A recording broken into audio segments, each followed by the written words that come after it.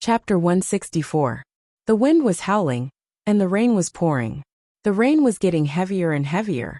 Countless raindrops were like dense arrows, hitting Lu Jing's fat, pale, bearded face because he had been hiding in the studio for a long time to do scientific research. Everyone had been in the rain. Even if they sometimes felt it was cold, they rarely experienced the pain it brought. But this time, Lu Jing clearly felt it. His skin felt it, and so did his heart. The hair all over his body stood up, and every muscle in his body was stretched to the extreme. The rain was so sharp that it pierced thousands of holes on his face like a beehive. He opened his mouth, but he didn't know if he made a sound. It was like an art film with a muted sound. His ears had lost their hearing. In his world, there was only a moving picture, but there was no corresponding dubbing. The sound of the wind, the rain, and the rustling of the leaves all disappeared. He tried to raise his head. He wanted to see the man on the roof who wanted to end everything. But his vision was blocked by the water tank that was getting bigger and heavier. Bang! The water tank pressed his body under it. And at the same time, half of the car was flattened. The engine on the front of the car was sparking, which was his weak struggle and roar. But the wind and rain were fast, and the sparks were soon extinguished. Perhaps because of nervousness and fear, Lu Jing was still tightly holding the big black umbrella in his hand before he was smashed. When his arm was smashed by the water tank, the handle of the umbrella was also smashed. The umbrella cloth with the broken handle finally broke free, and it fluttered in the wind and rain. It was like a little black flower that was picked and abandoned by someone. Ga. Because of the huge vibration, several cars in the nearby parking spaces screamed. The shrill sound of the alarm rang through the sky. A resident opened the window, poked his head out to look at the ground, and shouted in a sharp voice, "The water tank on the roof has fallen. Someone's car was smashed. Go and see whose car was smashed. Someone's dead. Someone come quickly." The black shadow on the roof took out a monocular. He opened the monocular, and Lu Jing's bloody face suddenly appeared in front of him. Horror. Resentment. They also died with their eyes wide open. Of course, to them, the most important thing was that Lu Jing had died thoroughly. The black shadow raised his hand to his forehead in a non-standard military salute, and then turned to leave this dangerous place that would soon become the second crime scene. Clang! The office door was knocked open. Jiang Zhulu anxiously shouted, "Lu Jing is dead." Lu Jing was crushed to death. Qiang Longtan was standing in front of the office window, holding a book called Heart Sutra in his hands, softly reading it. His expression was calm and peaceful. "Dad, do you know?" Jiang Zhulu asked anxiously. "Lu Jing is dead. He had just run into your office and quarreled with you. You had just fired him, and he died." Qiang Longtan closed the book, turned around and glanced at Jiang Zhulu. "I know," he said. "You." Jiang Zhulu looked at his father, who was so calm that it was almost eerie, and said, "You don't have any other reaction?" "What kind of reaction should I have?" Qiang Longtan asked. "We've known each other for many years. Lu Jing is a good person," Qiang Longtan said. "He's one of the few friends I have. When Lu Mingtu died, I recited the Heart Sutra to him. Now that Lu Jing is gone, I also recited the Heart Sutra to him. I hope they can pass away peacefully, without any pain or conflict of interest in Elysium." "But, aren't you afraid of the gossip outside?" Jiang Zhulu said, flustered and exasperated. "I just came back from outside. Many people are saying that this matter has something to do with you. They also said that I did it?" Qiang Longtan asked calmly. "Yes," Jiang Zhulu said. "They said that you're cutting off dissidents. First you got rid of Lu Mingtu, and now you got rid of Lu Jing, in order to achieve your goal of single-handedly controlling the Longtu group." Qiang Longtan smiled and said, "If that's what I'm trying to do, isn't this a little too much?" Jiang Zhulio's face was ashen with anger, but Jiang Longtan had a calm look on his face. It was as if the death of a person was just an insignificant matter. At this moment, he realized that compared to his father, who usually didn't talk much and kept silent most of the time, he was still too inexperienced. Jiang Longtan held the Heart Sutra and carefully stroked the rough surface with his palm. He said, "They are forcing me. They're forcing me. Dad." Call Chaoga and tell her to come home for dinner, Qiang Longtan said. Lu Chaoga had injured her leg and had asked for a few days' leave from school, but Fang Yan's hands and feet were all right, so he had to go to class as usual. Fang Yan's Chinese class was now a beautiful sight in the school. Ever since Class 1 followed the trend and began to carry out situational teaching, the other Chinese teachers no longer put on airs and began to think of ways to make their classes more lively. They tried their best to arouse the students' interest in participating and improve their learning abilities. Moreover, the bet between Fang Yan and Class 1's language teacher, Zhang Yu, had been spread throughout the school by some people with ulterior motives. The students of the two classes would compete in the next final exam to determine their overall score and average score. The loser would have to read an apology written by the winner on the school radio. Zhang Yu was a well-known teacher at Rosefinch, while Fang Yan was the most popular teacher in the school. One was a model of old-fashioned teaching, while the other was a practitioner and promoter of fancy teaching. The final exams were in a week. Who would be the real champion? Who would win the real honor? This time, it wasn't just a competition between Fang Yan and Zhang Yu's abilities, but also a question of which was more suitable for survival, the traditional way of teaching or the new way of teaching. Most people favored Zhang Yu because Zhang Yu was a senior teacher in the school. More importantly, his students were the cream of the crop. In terms of overall quality, the students of Class 1 were far better than those of Class 9. Class 1 is doing a pre-exam simulation, and Zhang Yu has given us 14 test papers to help the students guess the questions. The students of Class 1 have been working very hard every day, and Zhang Yu has used a despicable tactic to beat us. Mr. Fang, don't we have to do anything? Huang Haoran asked worriedly. He was the language representative of Class 9, and since Class 9 had made a bet with Class 1, he naturally had to take the lead. Not only did he have to find a way to boost everyone's morale, but he also had to find out the opponent's actions and strength through various connections. However, while Class 1 was busy winning this competition, their Mr. Fang had no idea how to deal with it. It was as if what he had said that day was just a casual remark, and he had completely forgotten about it. Therefore, Huang Haoran had to take the initiative to communicate with Mr. Fang after class, trying to find out his true thoughts.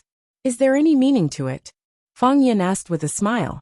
If you rely on doing your best to win this competition, have you really memorized all of it? Can you apply what you have learned? Can you turn this knowledge into a kind of culture, a kind of gene flow into your blood, and become one with you? We don't have to do anything. I believe you will be the final winner. Mr. Fang. Huang Haoran was touched. Okay, go back to class, Fang Yan said. Mr. Fang, don't worry, we definitely won't let you down. I said I believe in you. Fang Yan nodded. Oh yes, remember to pass on what I said just now to the students. When Fang Yan came back, Lu Chaoga was standing in front of the window looking at the scenery. She was expressionless, and there was something in her eyes that Fang Yan couldn't understand, but it made his heart palpitate. Fang Yan put away his umbrella and walked in front of Lu Chaoga, asking, "Why don't you go in and sit? Your leg hasn't fully recovered, so you can't stand for too long. What do you want to eat tonight?" "Lu Jing is dead," Lu Chaoga said. "What?" Fang Yan was shocked. At noon, they were still sitting together chatting, and he even walked him to the entrance of this small courtyard. He also told him to pay attention to the wind and rain outside. He only went out for 2 classes, and he hadn't even finished 1 article. How could a living person suddenly die? Was life so fragile?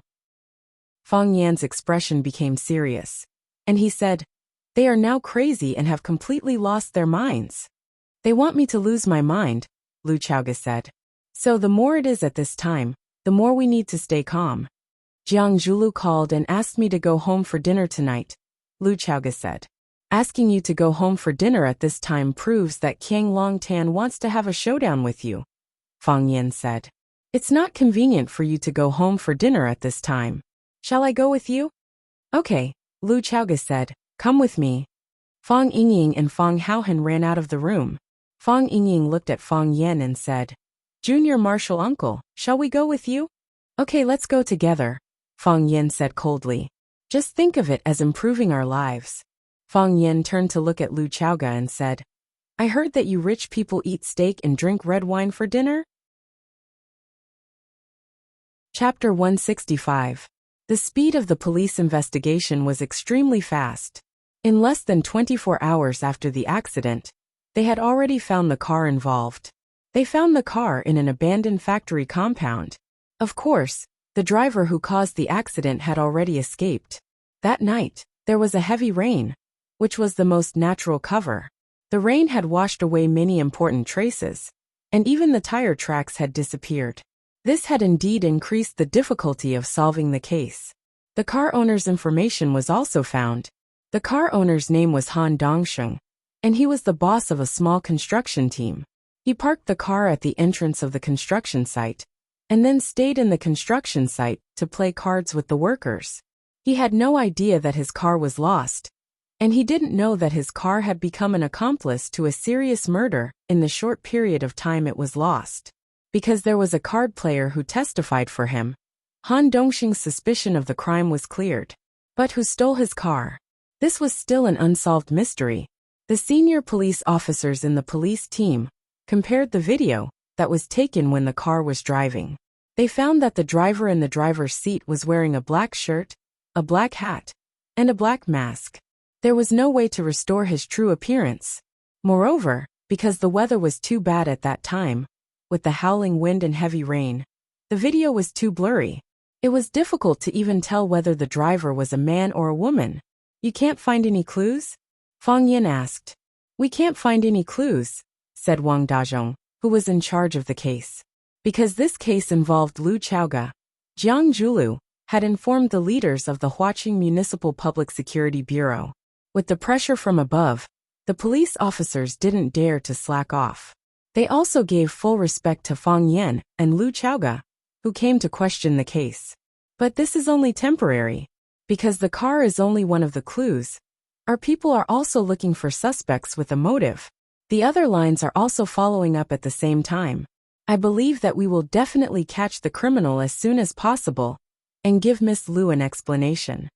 Fang Yin looked at Lu Chaoga, then said to Wang Dazhong, I want to see the surveillance video of the crime scene, Sky 1. Is that okay? Wang Dazhong looked troubled and said, I am one of the victims and also a witness. Maybe I can give you some clues after watching the video, right? Lu Chaoga glanced at Wang Dazhong and said, Let him take a look. All right then, Wang Dazhong said. Let's watch the video together again. We've studied this video dozens of times. Wang Dazhong invited Fang Yin and Lu Chaoga to the reference room and instructed the staff to play the video of Lu Chaoga being hit at the entrance of Sky No. 1 Hotel on the big screen. From the moment the Toyota appeared on Sky 1's surveillance camera to the moment it mysteriously disappeared, only 2 seconds had passed.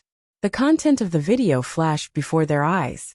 The parking lot was on the dimly lit side of the hotel, and the surveillance equipment was not advanced enough. The image they could see was indeed a blur. After watching the video, Fang Yin and Lu Chaoga felt that they didn't see anything. Yes, there was nothing. Can you play it in slow motion? Fang Yin asked. Slow motion, Wang Dazhong said to the technician. So the video, which was only a few seconds in total, was slowed down and stretched, and it appeared in front of Fang Yin again. Stop. Fang Yin suddenly shouted. The technician immediately pressed the pause button, and the image of the black Toyota that had just appeared in the camera was instantly frozen. It was dark, and the rain covered the glass, adding a layer of protective film to it, making it impossible to see the driver's face. Lu Chaoga, Wang Dazhong, and the elites in the criminal investigation team all stared at the picture, but they didn't see anything unusual. Zoom in, Fang Yin said. Zoom in on the driver's seat.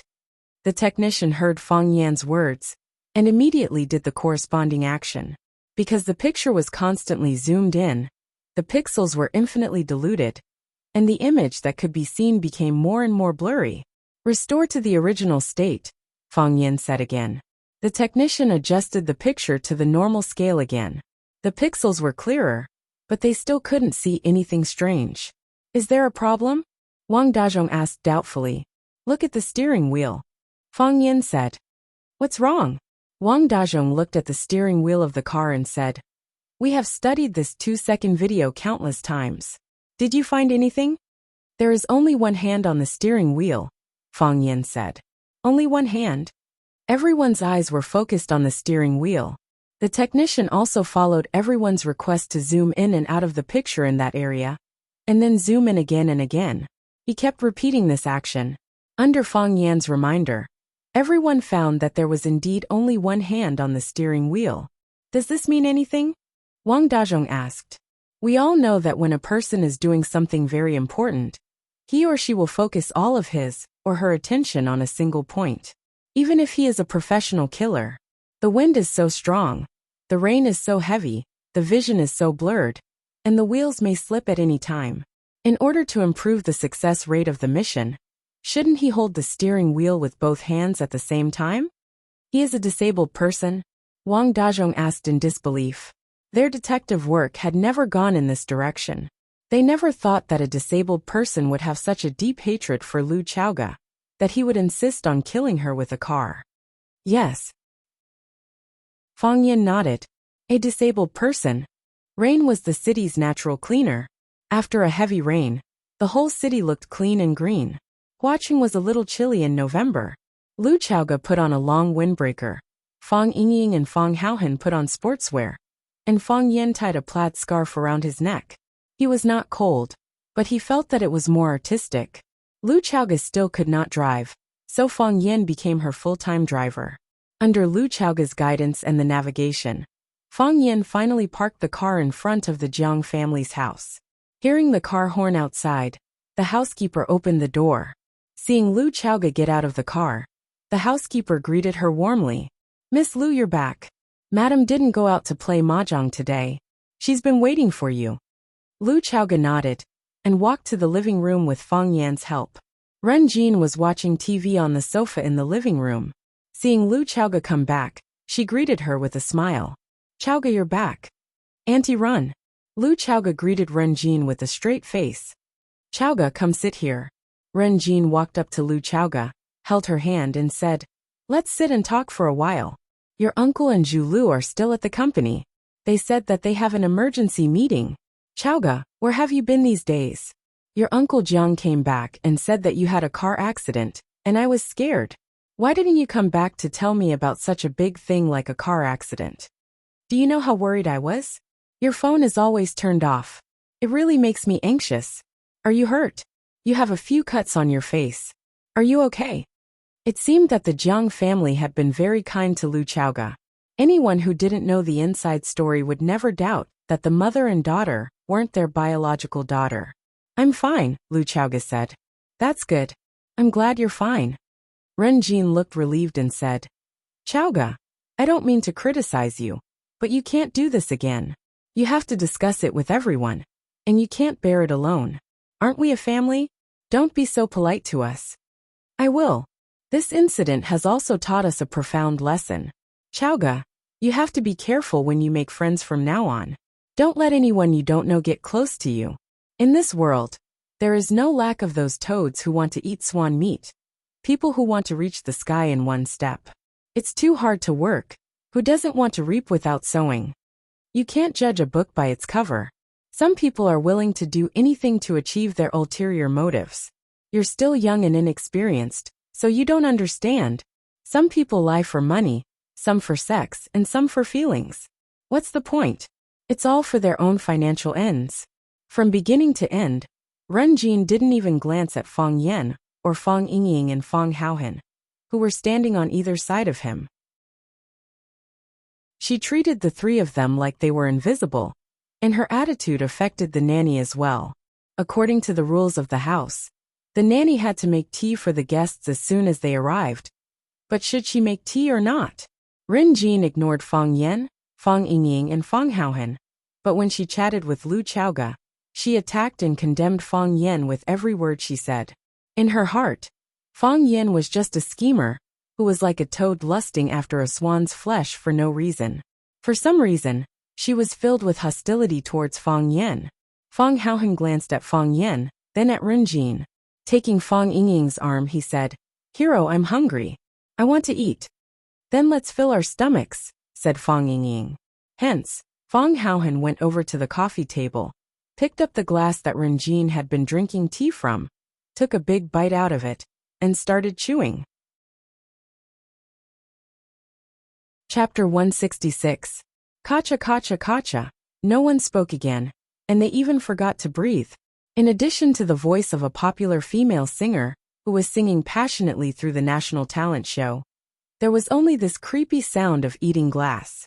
Moreover, the voice of the female singer had been completely ignored.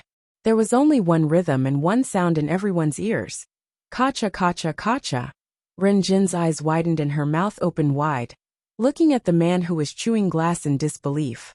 Was he really eating the glass that he used to drink tea with? How could such a thing be eaten? Wasn't he afraid of cutting his throat? The nanny's psychological endurance was even weaker. She pointed at Fang Haohan and trembled without saying a word, as if she had seen a ghost. It was also the first time that Lu Chaoga saw such a heroic side of Fang Haohan. She looked at Fang Yen with a surprised expression, thinking, what kind of strange people are this guy's friends? The most normal reaction was Fang Yen and Fang Yingying. They were used to Fang Haohan's behavior. Fang Haohan eating glass was not new, but Fang Haohan not eating glass was weird. Originally, Fang Yen thought that eating glass in other people's house was a very impolite behavior. But because Ren Jin was very rude to him, Fang Yen thought that it was a good thing to let Fang Haohan eat 2 glass of his. At least, Fang Yen felt very happy when he saw Ren Jin's shocked and scared expression at this moment. Fang Yen was a kind man. He couldn't stand others making him feel wronged. Kacha. After Fang Haohan ate a small half of the glass, the soaked tea leaves in the glass, and the small half of the cup of tea became a burden. Hero Fang thought for a moment, then tilted his head back and drank the tea in one gulp. Then, he poured the tea leaves into his palm, and put them into his mouth, chewing noisily. Ren Jin's face turned green. This is the cup she used, this is the tea she drank. Is this rogue indirectly kissing me? You. How can you eat those tea leaves? Ren Jin said angrily. Fang Yen felt that this woman's perspective was really unique. She didn't care why others ate the cups, but she cared why others ate her tea leaves. Was it common sense that tea leaves were harder to digest than glass? It's okay. Don't worry about him. Fang Yen comforted her. Tea leaves are rich in polyphenol, amino acids and catechins. They are good for the body. Kacha Fang Haohan stuffed the rest of the glass shards into his mouth. After chewing and swallowing, he wiped his mouth and said to Fang Yingying, I'm not full yet. Fang Yingying patted Fang Haohan's shoulder and said, leave some room for steak and fruit salad. Ren Jin felt that her heart was twitching.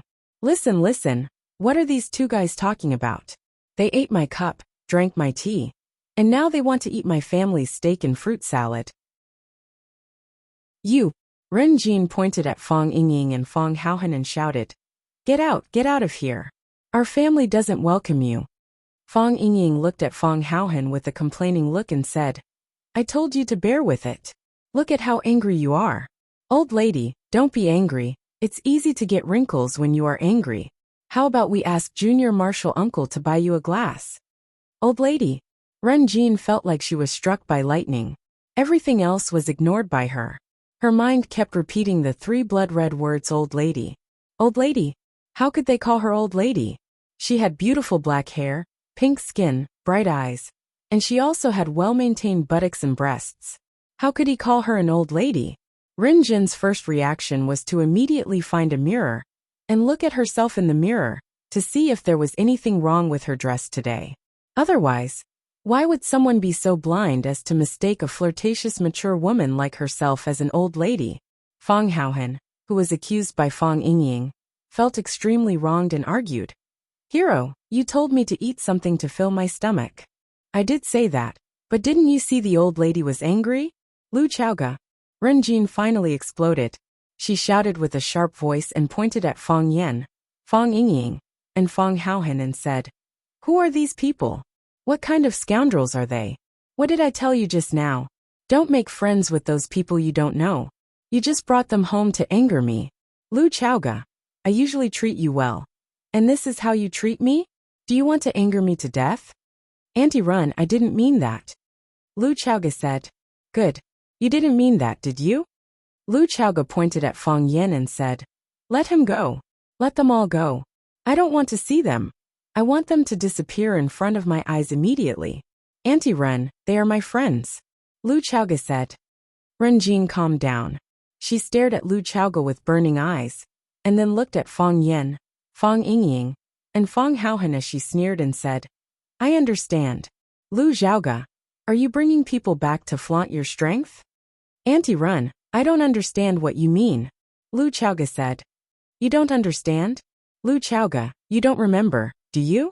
I took you to have your IQ tested a long time ago, and I clearly remember your test results. You are such a smart woman. How can you not understand what I mean? Don't take things that happened when you were young seriously. Ren Jin said mockingly. That is to say, all these years of raising and taking care of you were fake. I didn't mean that. Lu Chaoga, it's not that you don't understand, it's that you don't have it. If you have the ability, say it frankly. Why are you hiding it? Don't worry, you brought these 3 clowns to protect you. I can't beat you in a fight, but I can't beat you in an argument. You are safe. Lu Chaoga looked at Ren Jin and asked a question clearly. How did my parents die? Ren Jin was speechless. Lu Chaoga said softly. It's useless to tell you. Lu Chaoga. Ren Jin looked angrily at Lu Chaoga and said, I understand. You have always hated us, always suspected us. You always thought that we killed your parents. Am I right? You suspect the people closest to you? Your mind is really vicious. No wonder you always put on a dead face. No wonder you always ignored us. No wonder you didn't want to come back after you went abroad. No wonder you didn't want to accept when I wanted to betroth you to Jiang Zhulu to make us closer. So it's because of this.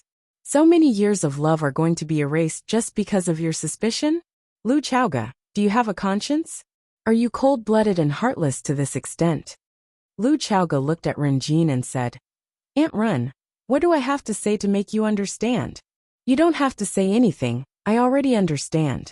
How do I express myself to make my counterattack more powerful? Lu Chaoga continued to ask. You do treat me well, but there's a hint of hypocrisy in your smile. You don't treat me well because you like me, but because of your status and reputation. I understood this a long time ago. How many times have you quarreled with Uncle Jiang because of me? How many times have you suspected that I had an improper relationship with him? You told everyone that I was the best candidate for your daughter-in-law. Didn't you want to cut off the possible relationship between me and Uncle Jiang? Do you think this is how you treat me as your own daughter? You are good to me, Uncle Jiang is good to me. Jiang Zhulu is also good to me. So my life should be arranged by you. What should be said, what shouldn't be done? It's all up to you. I wanted to study abroad after high school, but you all opposed it. Didn't you agree in the end?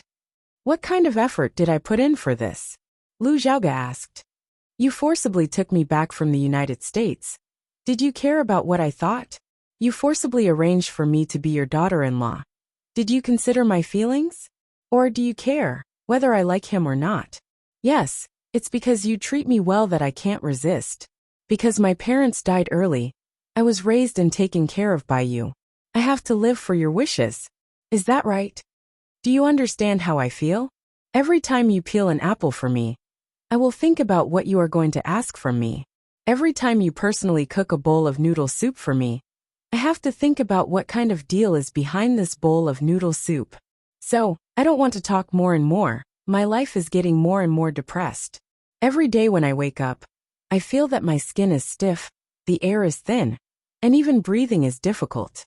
Auntie Ren, do you know that I have depression? Do you know that I have seen a psychiatrist? Do you know that I have thought about suicide? Ren Jin's expression was dull. She really didn't know about this. Fang Yan was also stunned for a moment. The strong and cold Principal Lu actually had the thought of suicide. She also had such a weak moment. Even so, you still think that I don't know how to be grateful, and that I am heartless to you all. Lu Chaoga looked at Ren Jin like a knife and said, Auntie Ren, I think you don't understand what is called gentle violence, right? Chapter 167. Phew. After saying these words, Lu Chaoga took a long breath of fresh air. Too easy. Too comfortable. How many years had it been? The long days and nights. The days that felt like years. The words that she held back in her heart that were difficult to say. The thorn in her bone almost tortured her to the point that she was about to go crazy. She was like a silkworm cocoon wrapped in a thin membrane. She wanted to scream. She wanted to struggle and twist with all her might. She wanted to tear everything apart and destroy it. But in the name of love and protection, the thin membrane made it difficult for her to move. Finally, she said what she wanted to say. She was free. Renjin's face was as pale as paper. She stared at Lu Chaoga with deep resentment, and said, I didn't expect that I still raised an ungrateful wolf. Well, Lu Chaoga, since our Jiang family made you so uncomfortable, since we treated you so badly, then tell me, what are you doing back this time? Uncle Jiang asked me to come back for dinner, Lu Chaoga said. Come back? Renjin sneered. Lu Chaoga, what do you mean by coming back? Come back to your own home. Then come back. What you said just now has separated yourself from this family. You are no longer a member of this family, you are just a guest. And a guest who is not welcomed by the host. So, as the mistress of this house, please bring your lowly friends out. Fang Yan was angry and said, We are Lu Chaoga's friends, but we are not dirty. Fang Yingying was also very angry. He slapped Fang Haohen's head and said, Fang Haohen, go eat another glass. Fang Haohen looked at Fang Yan pitifully, not knowing whether he should eat or not. Aunt Ren. Don't call me Aunt Ren. Renjin angrily interrupted Lu Xiaoga's words and coldly said, Lu Xiaoga, from today onwards, the kindness between us is severed. From now on we are just strangers. Renjin. Lu Chaoga clenched her fists and gritted her teeth. Please respect my friend. Get lost. Renjin pointed at the door of the villa. Get out, all of you. Renjin turned around and shouted at the nanny. Are you stupid? Call security. No need. Lu Chaoga said aloud. We can walk by ourselves. After that, Lu Chaoga turned around and walked out of the villa. Just now, when Renjin called them scum, Fang Yan did not retaliate. Fang Yan felt that he had suffered a loss. Now that he was about to leave, he naturally couldn't leave with a grievance. Fang Yan slapped Fang Haohen's head and shouted, Fang Haohen, eat all the glasses in their house. Fang Haohen was shocked and said bitterly, Junior Marshal Uncle, I'm afraid I can't eat. Then pack it up and take it away. That's good. Fang Haohen was happy. He really wanted to find the Jiang family's glasses to eat. Let's eat. Renjin laughed wildly. Eat. Eat enough. Eat it all. If you can't finish it, then you're a son of a bitch. Junior Marshal Uncle, she's cursing. Fang Haohen said. Then hit her. Fang Yingying shouted. So Fang Haohen rushed toward Renjin angrily. Go ahead. Renjin stood there proudly, raising her beautiful face that could be broken by a single blow. She looked at Fang Haohen with a sneer and said, Slap me if you can.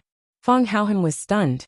He turned to look at Fang Yan and said blankly, Junior Marshal Uncle, did I really slap you? Slap. Fang Haohen was slapped in the face. After Renjin slapped Fang Haohen, she stared at Fang Haohen with disdain and said disdainfully, Who do you think you are? Get out of here. Lu Chaoga stopped at the door of the living room. The smile on Fang Yan's face froze. Fang Yingying's fat face was quickly filled with anger. Bitch, I'll tear you apart. Fang Yingying flew into a rage. He and Fang Haohen were like brothers. Their relationship was much deeper than ordinary people. Hero Fang was bullied and humiliated. This slap in the face was more painful than slapping himself in the face. Fang Yan smiled gloomily and said, A real man must do what he says. After listening to Fang Yan's words, Fang Yingying and Fang Haohen were like tigers and wolves that were released from their shackles. They angrily rushed toward Renjin. Slap. Slap. Hiss. The two slaps were the sound of Fang Yingying slapping Renjin. This was because Fang Haohen, this simple and honest person, actually reached out and grabbed Renjin's long skirt. With just a light pull, the shoulder strap was split into two. Half of Renjin's shoulder was exposed to the air. It was snow white and smooth like a young girl. The purple bra strap left a clear flesh mark on her smooth and tender back. It made people look like they were full of the desire to conquer. Time stopped at this moment. Lu Chaoga's mouth was round and round. She looked at this scene in disbelief. The muscles on Fang Yan's face twitched.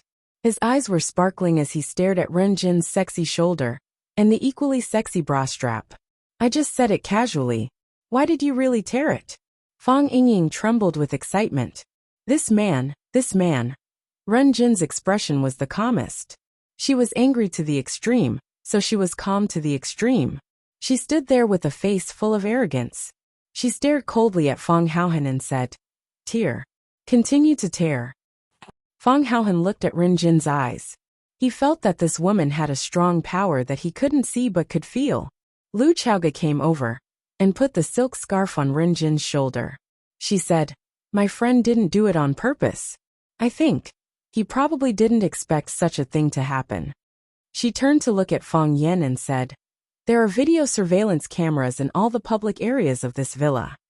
There were surveillance cameras? If Ren Jin insisted that Fang Haohan was plotting against her, it would be really difficult for Fang Haohan to clear his name.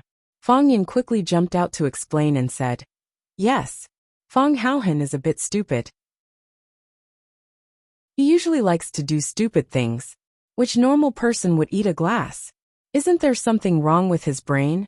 Lu Chaoga glanced at Ren Jin and said, "Since we are unwelcome guests, my friend and I will leave first." Lu Xiaoga turned to leave, and Fang Yan quickly walked over to support her, who was still walking unsteadily. Fang Haohan looked at Ren Jin timidly and said, I didn't expect your clothes to be so fragile. They were torn with one tear. I didn't mean that. Let's go."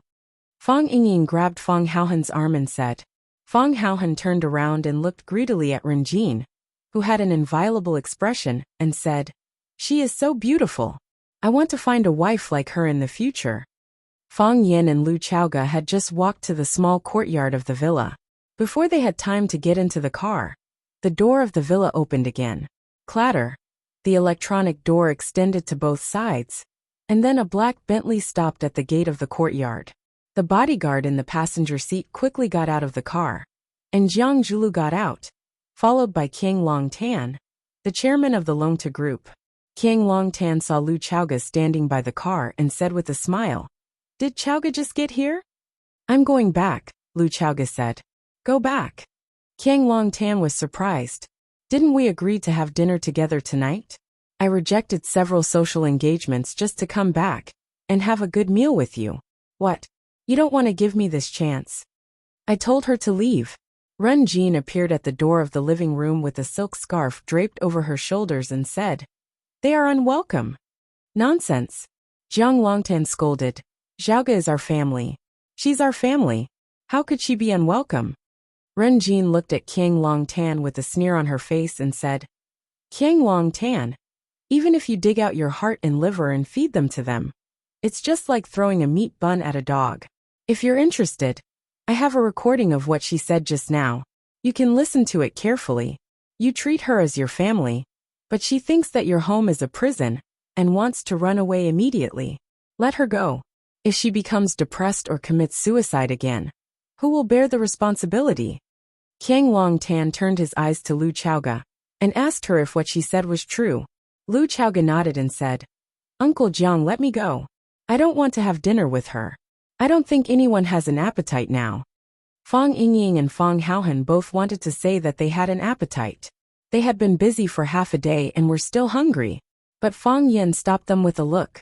They swallowed and didn't say anything in the end.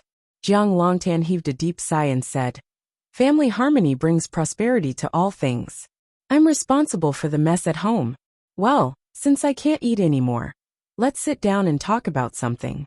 I have to discuss this matter with you personally."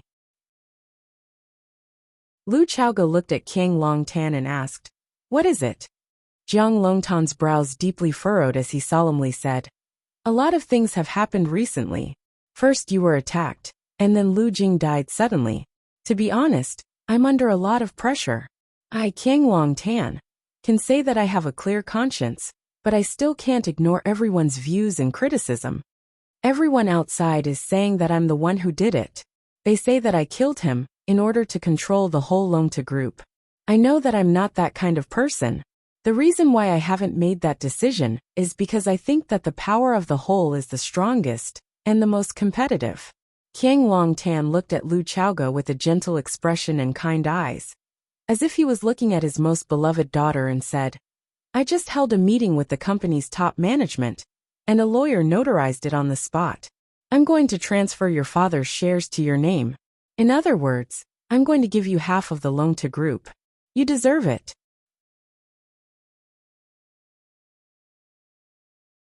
Chapter 168. Half of Longtu?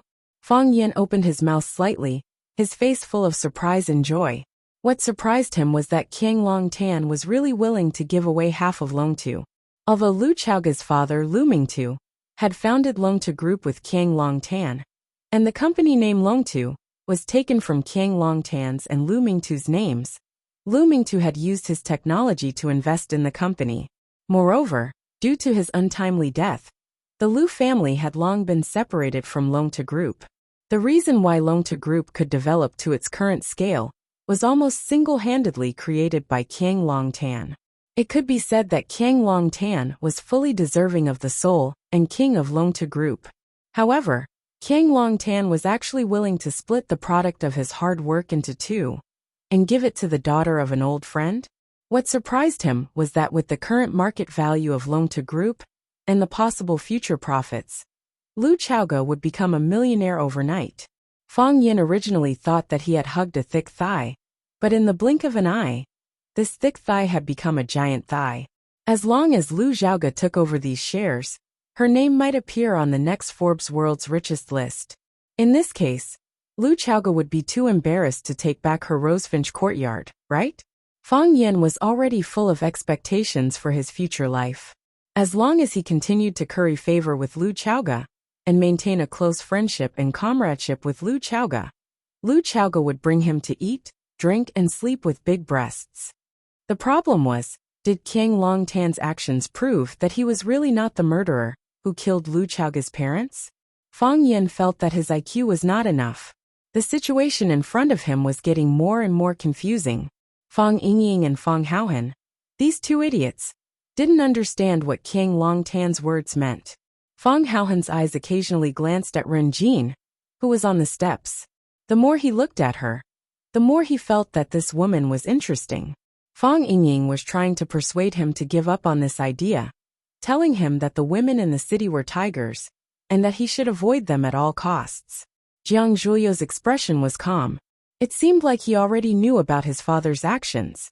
Instead, Ren Jin's expression changed greatly, and he snapped, Qiang Longtan, have you discussed this with me before you made such a decision? Qiang Longtan glanced at Ren Jin and said with a smile, what's there to discuss? Didn't I just say that? This is what Chaoge deserves. Deserved? Ren Jin sneered. Then it's really easy for her to earn money. What has the Lu family done for Longtu all these years? What has Lu Chaoge done for Longtu? When you were working overtime at the company day and night, she was studying and traveling in the United States with a designer bag on her back. When you were begging for help with a glass of wine in your hand, she was fulfilling her dreams and hobbies at school. Who developed Longtu? Without you, Qiang Longtan, would Longtu be what it is today? Would Longtu be what it is today? Would Longtu be as valuable as it is today? She was living a pure and innocent life, and everyone took care of her. Now you've given away half of Longtu with just a few words. Qiang Longtan, let me tell you I don't agree. Qiang Longtan smiled bitterly and said, Ren Jin, don't make trouble out of nothing. I've already held a board meeting before I came back, and now this decision has been approved by the board. Make trouble out of nothing?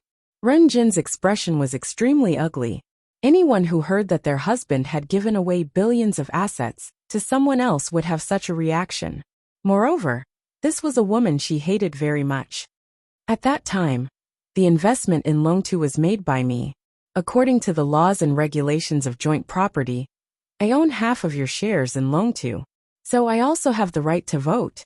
My attitude is that I don't agree. Okay. Qiang Longtan's expression turned serious and said, I'll explain this to you later. That's settled. Qiang Longtan turned around and shouted, Jiang Zhulu. Jiang Zhulu came forward and took out a document from the file bag in his hand and handed it over. Qiang Longtan took the document and handed it to Lu Chaoga, saying, Chaoga, take this document back and have a look. The shares will take effect after you sign it. Lu Chaoga's expression was calm, but she looked at Qiang Longtan thoughtfully. Take it.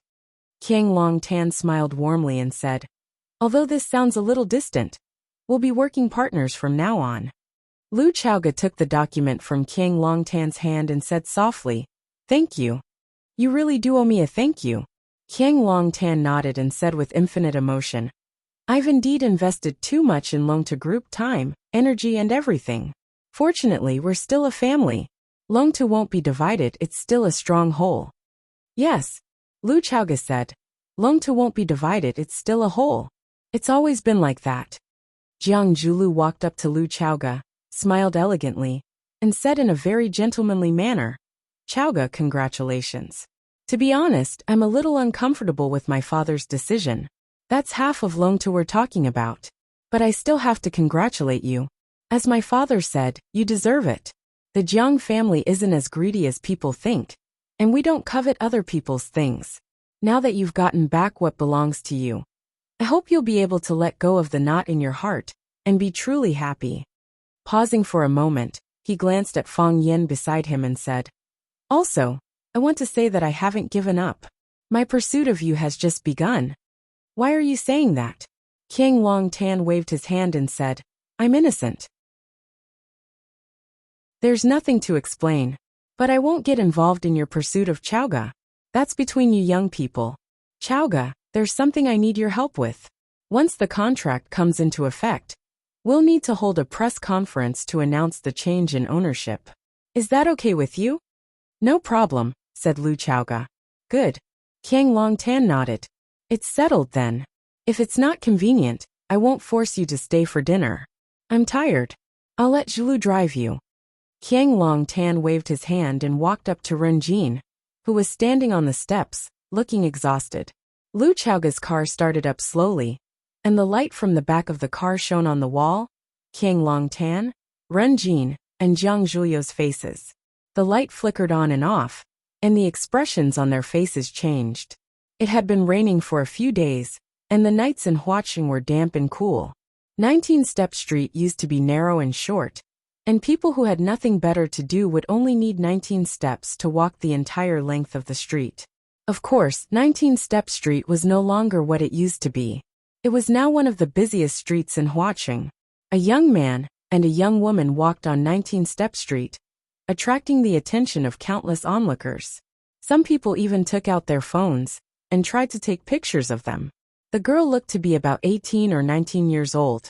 She wore a simple white dress, a pair of red leather shoes and a long leather shawl. She didn't have any accessories on her, but everyone who saw her felt that she was elegant and noble, and they forgot about the world. The man standing next to her gave off a strange feeling. He was slightly older than the girl, and he wore a white casual outfit. He couldn't be considered handsome, and his facial features weren't exquisite. His eyes looked a little too small, his lips looked a little too thick, and his nose didn't meet the standards of a male god that girls expected. However, when all these flaws were put together, it gave off a feeling of perfect harmony. He wasn't cold or handsome, but he had a unique aura. Even when he was walking with the girl next to him, no one thought that he would lose points or be a flower stuck in cow dung. They should be together. That was what everyone thought. The two of them walked aimlessly, their eyes focused on the road in front of them. They didn't look left or right, nor did they have the intention to shop. They looked more like they were walking than shopping. You're so boring, Qin Tian said. The man smiled shyly, revealing two deep dimples on his face. He touched his nose and said embarrassedly, many people say that. You said you wanted to see the night view of Huaqing. That's why I brought you out. I've already seen it. The man nodded and said, every step we take is the night view of Huaqing. Have you really seen them? The people on this street, the dense crowd, the men and women walking towards us or brushing shoulders with us. Do you really think you've seen them with your own eyes? Qin Etienne said with a cold smile. I'm really curious, what kind of people can catch your eye? We've walked 749 steps on this street. There are 212 men. 1,656 women, and 19 children. There are 3 mothers carrying their children, and 1 pregnant woman. She continued, we've walked 749 steps on this street, and there are 212 men, 1,656 women, and 19 children. Oh, we walked past 2 Nike stores and 2 opticians. I didn't pay much attention to the rest. After all, I'm really not very interested in these things. The man said with a smile. He still looked like a shy little boy when he smiled. Qin Etienne sighed softly and said, they say you have a photographic memory, and that your mental calculation ability is unparalleled in the world. Looks like it's true. You also have a lot to learn from me, the man said. The people around me keep telling me that. What do you think you need to learn from me? Qin Etienne asked. I don't make tea as well as you do, don't dress as well as you do, don't have a grasp of fashion, don't sing, don't dance, and don't even like to talk. The man lowered his head and said, I think I have too many things to learn from you, right? But you're Jiang Junling. Qin Etienne curled his lips and said, Huaxia's hero Jiang Junling. Not every outstanding young man can get such an evaluation, right?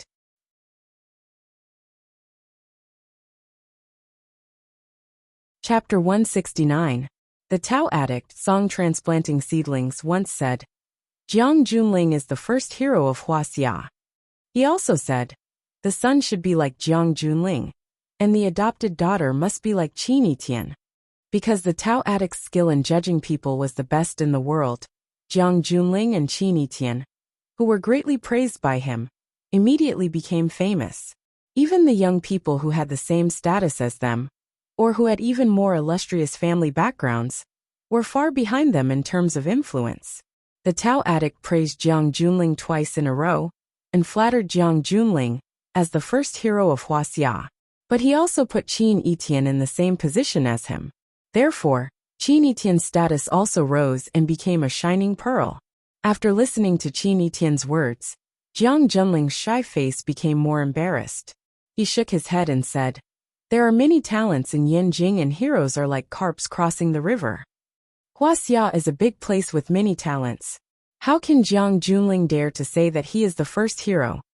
Qin Etienne also felt the same way and said, the Tao Addict is harmful. The two benefited from the words of the Tao Addict. They could get more attention from all forces. As long as their performance was eye-catching, it was easy to get everyone's approval. With all kinds of resources piled up, it would be hard for one not to become a dragon or phoenix among men. However, they also suffered because of the Tao Addict. They were still young, and had a free and unrestrained heart. Being stared at by so many pairs of eyes, they also felt a great pressure that could penetrate through any opening. As long as we don't take its false reputation seriously, others won't take us seriously. Jiang Junling said, the best thing humans are good at is forgetfulness. It's boring to talk to you. Qin Etienne said. Jiang Junling smiled and said, you are the first person to talk to me like this. Others may think so, but they have never said so. Qin Etienne ignored him, and turned to walk into the alley next to the pedestrian street. This alley was a street of snacks.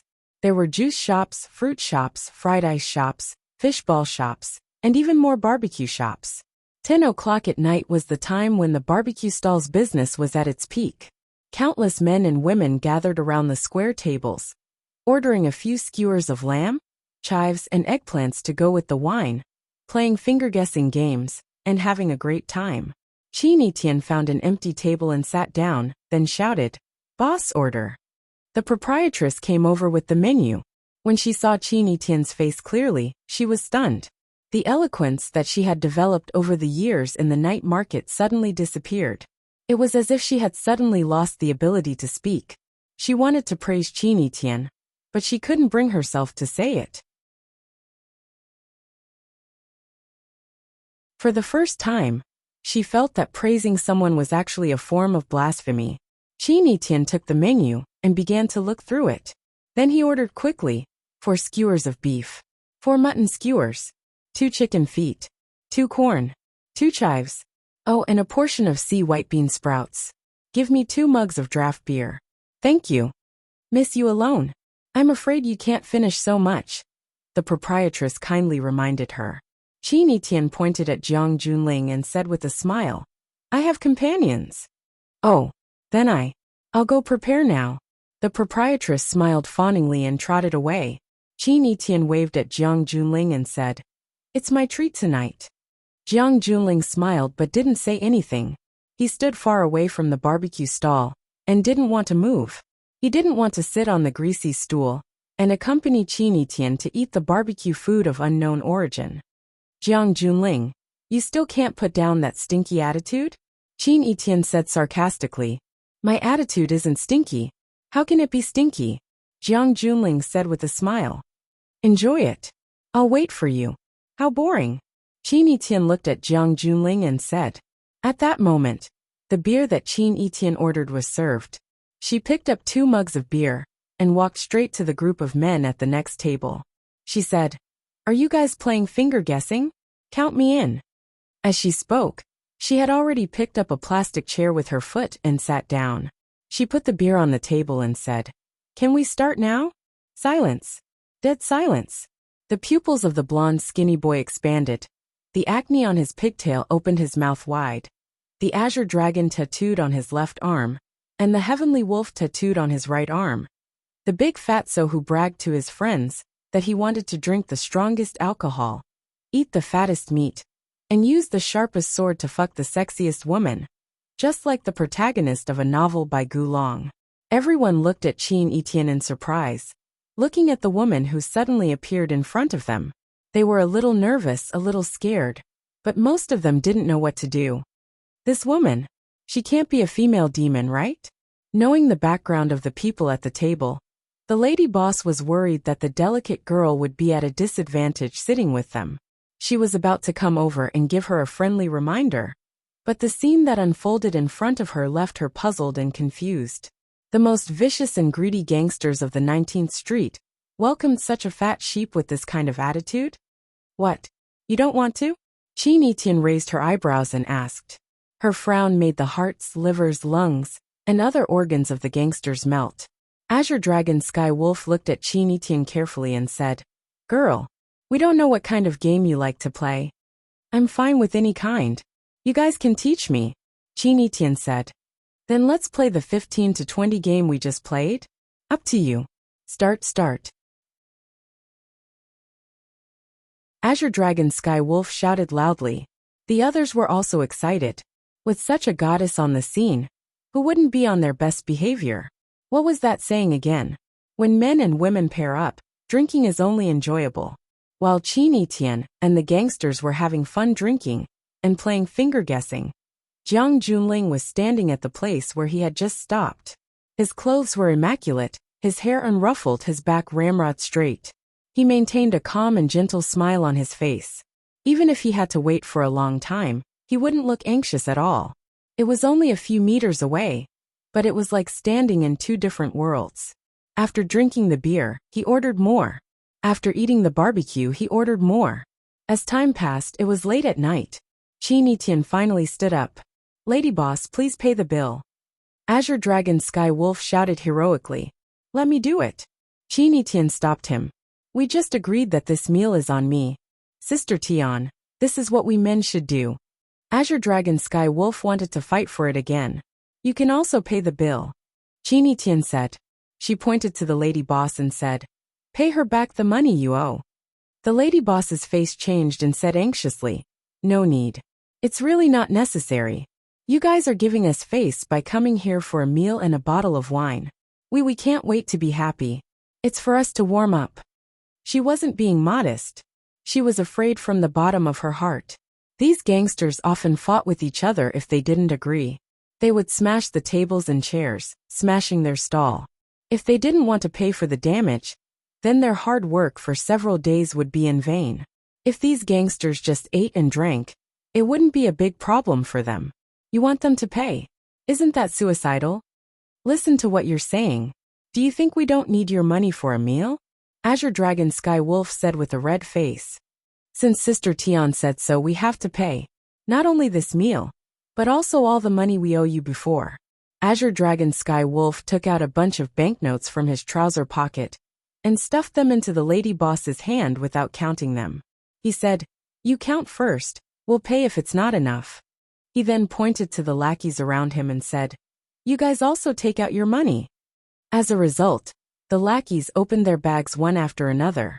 One paid 210, and the other paid 350. They stuffed the money in their pockets into the lady boss's hands. The lady boss didn't dare to take it, but she also didn't dare to not take it. She was in a dilemma where to stand. Azure Dragon Sky Wolf understood the lady boss's thoughts and said, I know what you're worried about. You're worried that we'll take revenge. I'm not. I'm really not. The lady boss's explanation was very weak. Lady boss, don't worry. We won't take revenge. Absolutely not. Not only will we not take revenge, but from today on, your stall will be under my protection. If anyone dares to fight here and eat without paying, they'll have to ask me first if I'm willing. Azure Dragon Sky Wolf looked at Chini Tian and said, Sister Tian, I know you're not an ordinary person. Don't think that I'm uncultured. My eyes have never been wrong. It's my great fortune to be able to meet Sister Tian at this barbecue stall, and to be able to drink and play finger-guessing games with us. It's also the fortune of my brothers. I'm a grateful person. I met Big Sister Tian at Lady Boss's barbecue stall, and got the chance to drink with Big Sister Tian. So, I'm going to repay Lady Boss's kindness now. Does Big Sister Tian feel at ease now?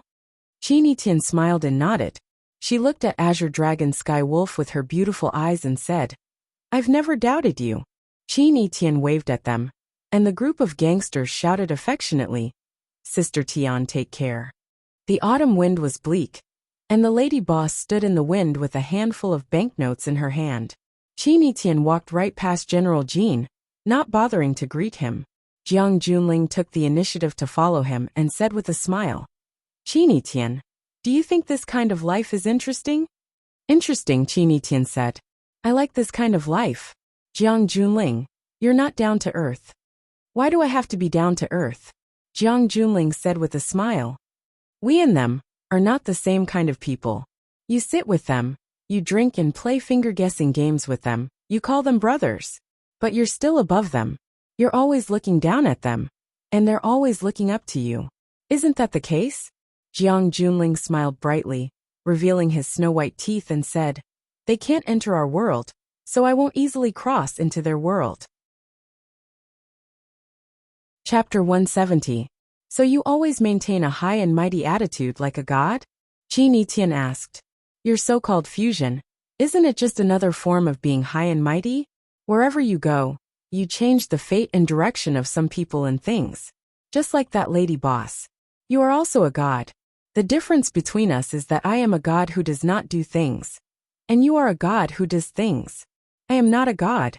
Chini Tian said. God is too far away. Have you seen Marvel movies? I am a god with power, just like the hero in those stories. I have such power. Why don't I use it to change the fate of some poor people around me, and the final outcome of some sad things? I like the feeling of change, as if seeing them reborn in front of my eyes. Jiang Junling smiled and said, I am different from you. After watching those movies, I want to destroy the world more. Destruction is more fulfilling than change. Otherwise, why do people like to smash cups when they are angry? Don't work together when we have different goals. But many people hope that we can finally come together. General Ling smiled and said, That old man Song Jianxing said that his son should be General Ling's wife, and his adopted daughter must be Chini Tian. That in itself was a sinister move. Who do you think ordered him to do that? Who can instruct Tao Addict? There will always be someone, Jiang Junling said with deep eyes. If there is a dragon, there must be a dragon slayer. If there is a real god, there will also be a god slayer messenger. In a place that we can't see with the naked eye. Are you a man of power? No, I am a man of profit. There is no lack of such people in this world. Chini Tian said. But those people are not willing to admit that they are such people. That's because they are still talking about money at a low level. We are talking about numbers. Jiang Junling, you are so arrogant. Chini Tian, you are the same. Chini Tian's eyes suddenly lit up and he said, Jiang Junling, let me introduce you to a friend. A very interesting friend. Friend. Jiang Junling had just asked when he realized that Qin Etian had already walked quickly towards a Hunan restaurant by the roadside. Jiang Junling smiled and followed behind him. Fang Yan, Fang Yingying, and Fang Haohan were burying their heads in the food. They were worthy of being the experts from the old Tai Chi family. The way they picked up the food, and the speed at which they picked up the food, was beyond the reach of ordinary people. They had wanted to go to the Jiang family's house to eat well-done steak, bread and dessert, but the Jiang family refused to provide them with food. On the way back, they stopped at the 19th Street for lunch. They planned to go back to sleep after lunch. No one was cooking at home. Lu Chaoga rarely moved her chopsticks. She didn't know if it was because she wasn't interested in the hot and spicy food in front of her, or because she was thinking about her own matters. She had just obtained half of Longtu, and became a super-rich woman with billions of funds. There were indeed a lot of things she needed to figure out. The most urgent problem was, how was he going to spend so much money? If Fang Yin encountered such a problem, he would definitely be anxious to death. Fang Yin looked up at Lu Chaoga and said, "You don't like spicy food, right? Don't worry, I ordered a vegetarian dish for you." "There is a vegetarian dish? What vegetarian dish?" Fang Yingying asked without looking up with a greasy piece of boiled meat in his mouth. "Tiger skin pepper. You guys eat." Lu Chaoga said, "I'm not hungry." "You still have to eat a little," Fang Yin said. "Only with a good body can you inherit a good fortune. Didn't it say on the internet? The most tragic thing in the world is to have money, but not a person." "Fang Yin!" Someone shouted behind him. Fang Yin turned around and saw Qin Etian pushing open the glass door and coming in. Fang Yin looked at her in surprise and asked, "Qin Etian, why are you still here so late?" "Eating," Qin Etian said. She looked at Fang Yingying and Fang Haohan, and then looked at Lu Chaoga. She took the initiative to greet and said, "Hello, Principal Lu." Lu Chaoga nodded to Qin Etian and said, "Hello, Qin Etian." Lu Chaoga was no stranger to the #1 student in the school. "I don't think I'm disturbing you guys, am I?" Qin Etian asked with a smile. "You'd better go back quickly," Fang Yin said. Being called by his own student in front of his immediate superior, Fang Yin felt his self-esteem was hit. It would not be good if Lu Chaoga misunderstood that the students in the 9th class didn't respect him. Therefore, he wanted to send Qin Etian away as soon as possible. "We're going back after eating. Let me introduce you to my friend." Qin Etian glanced at Jiang Junling, who was standing not far behind, and said, "Jiang Junling, although I know you're not interested in meeting him." "General what?" Fang Yan's eyes widened. "Jiang Junling," Qin Etian said. "You came out to meet your online friend?" Fang Yan was shocked. He stood up, looked at Qin Etian and said in a low voice, "Qin Etian, you have to be careful. The media often reported that girls were cheated of money and sex when they met online friends, and some even lost money and sex. I read a newspaper 2 days ago that a girl's phone was stolen by a male online friend when she was taking a shower after having sex with him. How hateful. How could she chat with others on WeChat without her phone?" There were even more tragic things that Fang Yin was too embarrassed to say. A girl took the train for more than 10 hours to Yanjing to visit her online friend. As a result, the online friend treated her to a 6 yuan spicy hot pot, but had sex with her 12 times in one night. Qin Etian smiled and said, "He's not an online friend, and Jiang Junling is not an online name. His surname is General, and his name is Jiang Junling." Fang Yin looked a little embarrassed and said, "This surname is quite rare. There is a surname General among the 100 surnames? I'll have to study it later." Qin Etian pointed at Fang Yin and introduced him to Jiang Junling. "Fang Yin, the language teacher of the 9th class, the man I like." Jiang Junling smiled at Fang Yin from afar, but he didn't want to shake hands with him. In his eyes, Fang Yin and he were not the same kind of people. Since they were not the same kind of people, why should they be forced to be together? "Your boyfriend?" Fang Yin asked. There was a sour feeling in his heart. Qin Etian used to like him for no reason at all. Why did she suddenly fall in love with someone else? A person should have a beginning and an end, okay? Even if I don't like you, I didn't stop you from liking me. What do you think? Qin Etian's eyes were full of smiles, hidden joy and shyness. Qini Tian could be shy. Seeing Qini Tian's shy look, Fang Yan's heart sank even more. He looked at Qini Tian earnestly and said, "Student Qini Tian, you are a student. Students should focus on their studies. As your language teacher and the head teacher of the 9th class, I have to tell you seriously, you can't have puppy love." Fang Yan looked at Jiang Junling again and said, "Mr. General, this surname is really different. Mr. General is an adult, your thinking is more mature, and your understanding of the world is more comprehensive and profound. I think as a responsible man, we should give girls more time. Wait until they grow up and mature, then listen to their heart's choice. Is that right?" "Yes," Jiang Junling said with a smile. "Mr. General's character is admirable. I believe you are a good man. You will definitely find your true happiness," Fang Yan said. As for who that true happiness was, no one knew. Jiang Junling looked at Fang Yan and said, "I think so. If other people don't agree, I think she will be in a difficult position." "What do you mean?" Fang Yan looked at Qini Tian. Which parent would be willing to rush their daughter to find a husband before she grew up and matured? Qini Tian smiled and said, "Maybe he thinks that my parents will be worried about me not being able to get married." "How can that be?" Fang Yan said angrily. "What kind of parents would do that? When will your parents be home? I'll pay them a home visit and talk to them. They're not in Huaqing." Qini Tian refused. "But you will definitely meet them. I promise. I'm a teacher. No matter how busy they are, they have to make time to meet me, right?" Fang Yan said, "I also want to talk to them about your studies and performance in school. The results you've achieved, the problems, and the areas that you hope to improve. It's really difficult," Qini Tian said. "Even if the mayor of Huaqing wanted to meet her parents, it would be extremely difficult, right? But you can talk to me about these problems." Fang Yan was not willing to talk to Qini Tian. He knew that it was useless to talk. Qini Tian looked at Fang Yan and said with a smile, "Enjoy your meal.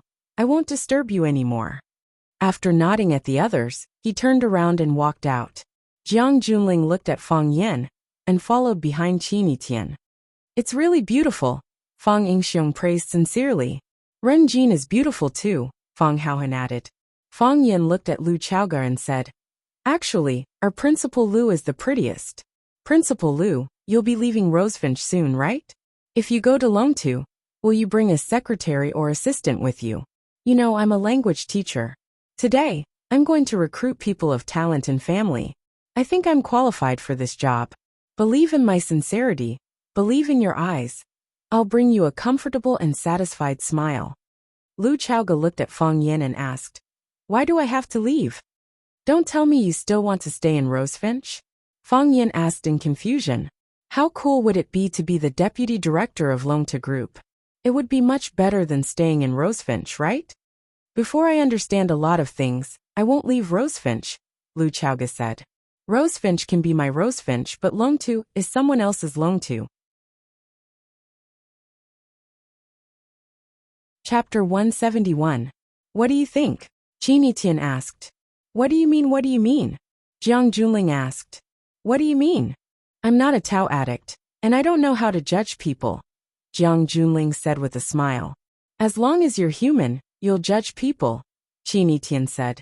Some people bet on a lifetime of happiness, while others bet wrong and lose everything. Jiang Junling smiled and said, gentle, violent. Oh, Qini Tian looked at Jiang Junling in surprise and said, did you know him before? No, I didn't. We just met once, and you have such an evaluation. Gentle refers to his appearance. He's a language teacher, a young and good-looking language teacher. It's not an exaggeration to say that he's casual and elegant. Such a teacher stands on the podium and talks about the country.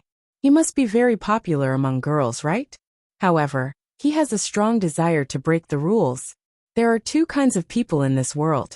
One is the people who live within the rules. They find their most comfortable position under all kinds of rules. Once they touch the red line, they will immediately shrink back and readjust their posture and direction. The other kind of people will trample and avoid it. When they feel troubled by the red line or blocked by the rules, they will cross the red line and break the rules. to get where they want to go and get what they want. He's the same kind of person as me. Jiang Junling rarely praises others. Qin Yitian squinted and smiled. She knew that Fang Yin was indeed the kind of man who would cross the line. His teaching method was different from others, and his style of doing things was unique. He never stuck to the old rules, and he would surprise people within a controllable range. When he saw me, there was a slight contraction of his pupils. This was because he regarded me as an imaginary enemy. Let me ask you, we met for the first time. Why would he be hostile to me? Because he treats you like a treasure. He doesn't like to see other men encroach on you. That's what he thought. He immediately used his identity as a teacher to warn you not to fall in love at such a young age. In the name of righteousness, he told me to wait for you to grow up and mature. If you didn't listen to his advice, it would be disobeying your teacher's orders. If I refused, it would be considered as not loving you enough. A single leaf in autumn. If he encountered something else, what kind of counterattack would he make? It seems that you have just fought a battle, Qin Yitian said. Yes, a man's war. Jiang Junling nodded. In that case, Qin Yitian smiled even more happily, and her pretty face was incomparably gorgeous. If I work a little harder, I can still take him down, right? I don't think you ever doubted that. Qin Yitian walked even more arrogantly and said, Jiang Junling, sometimes you are not so annoying. Thank you. Jiang Junling said, This is the most sincere compliment you can give me. The two of them walked to the entrance of a large shopping mall. Qin Yitian stopped and said, I hope you have a good time in Huaqing. After saying that, he got into a GMC limousine that had been prepared a long time ago. The limousine blended into the rolling traffic and disappeared in the blink of an eye. Jiang Junling stood there for a minute, and a black Mercedes-Benz drove in front of him. The back door opened, and a handsome young man walked out. He said respectfully, Welcome to Huaqing, young master. Huaqing is just looking at flowers. You don't have to be so nervous. Alone to group. In the media interview room.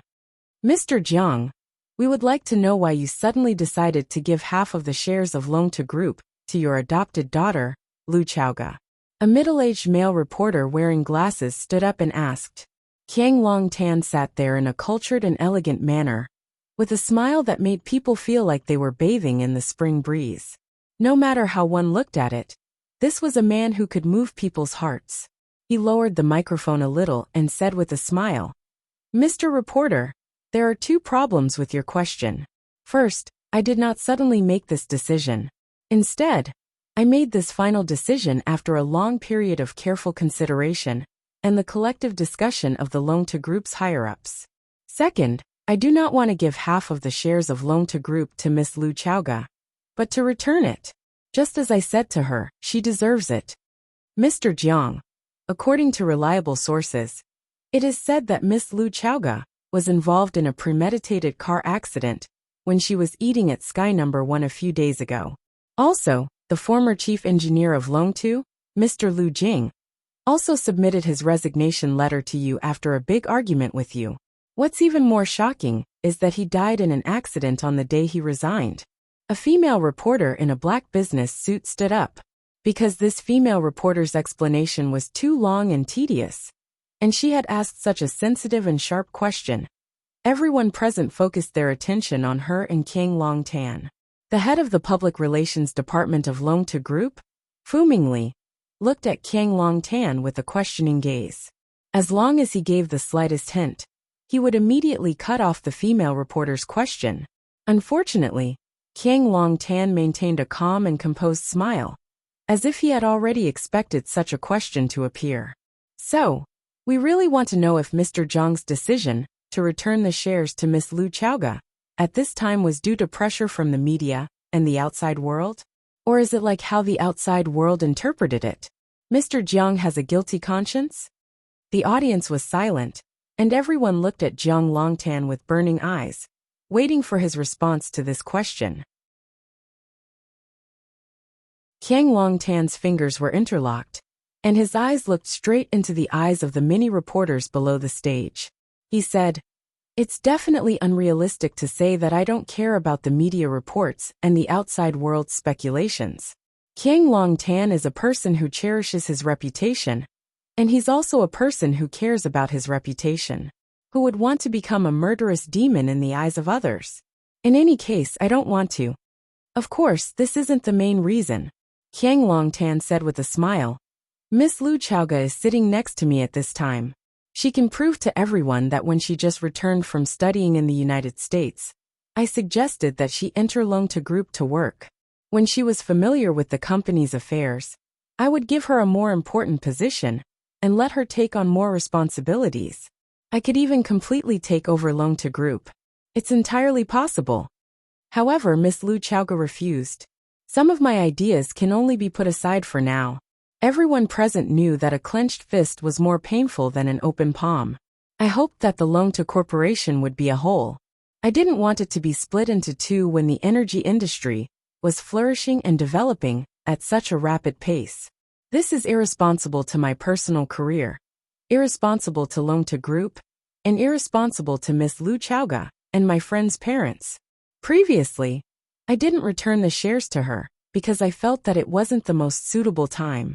Now, I'm returning the shares to her because I feel that the time is just right.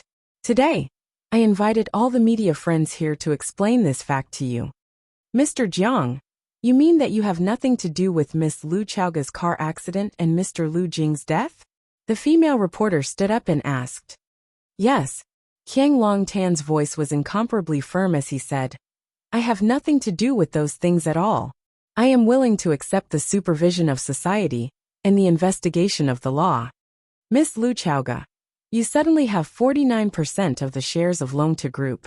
You will become one of the richest women in this country. How do you feel now? The reporter pointed the spear at Lu Chaoga, who had been sitting beside Qiang Longtan, and had been silent and unusually low-key. Lu Chaoga raised her head and glanced at the excited female reporter. Her voice was calm as she said, This is the wealth that my parents left for me. I am very grateful to have such a gift. It can change my life and my whole life. However, my greatest regret is that they didn't give it to me personally, because I really miss them. Miss Lu Chaoga, you are now the vice principal of a famous school. After you have obtained 49% of the shares of Longta Group, you will become the largest shareholder of Longta Group after Mr. Qiang Longtan. Will you give up your position as vice principal and join Longta Group because of this? I won't, Lu Chaoga said decisively. At least not now. Lu Chaoga turned sideways to look at Qiang Longtan and said, Uncle Jiang is a very capable person. Because of his many years of hard work and selfless contributions, Longta Group can achieve what it has today. I have always been by his side, and I know the hard work he has done. I also believe that as long as he is here, Longta Group will achieve even more dazzling achievements. So, I am willing to let Uncle Jiang take care of Longta Group. As for me, I will still be doing my favorite education career. Everyone should do what they are good at. Uncle Jiang and I have a clear division of labor. Qiang Longtan also looked at Lu Chaoga lovingly and said in a slightly blaming tone, Chaoga, you should have discussed this with me before making such a decision. I hope that you can enter Longtu. I need your help. Uncle Jiang, I have made up my mind, Lu Chaoga said. Let's talk about this when we get home, Qiang Longtan said with a smile. One was a kind and considerate father, and the other was a confident and independent daughter. They behaved so intimately and lovingly that it instantly shattered all the speculations and bad rumors that the outside world had about them. Longta Group was still an inseparable entity. In front of the computer, a woman sneered as she watched the live broadcast of Longta Group's press conference. She said in a hoarse voice, Qiang Longtan, this is only the first round of victory. Chapter 172. Some people advocated light, while others preferred darkness. This was an abandoned agricultural machinery factory. Because no one had used it for a long time, there was a damp and moldy smell. There were no lights in the factory, only an old TV flickering with a blurry shadow. This was a football match between Chinese teams.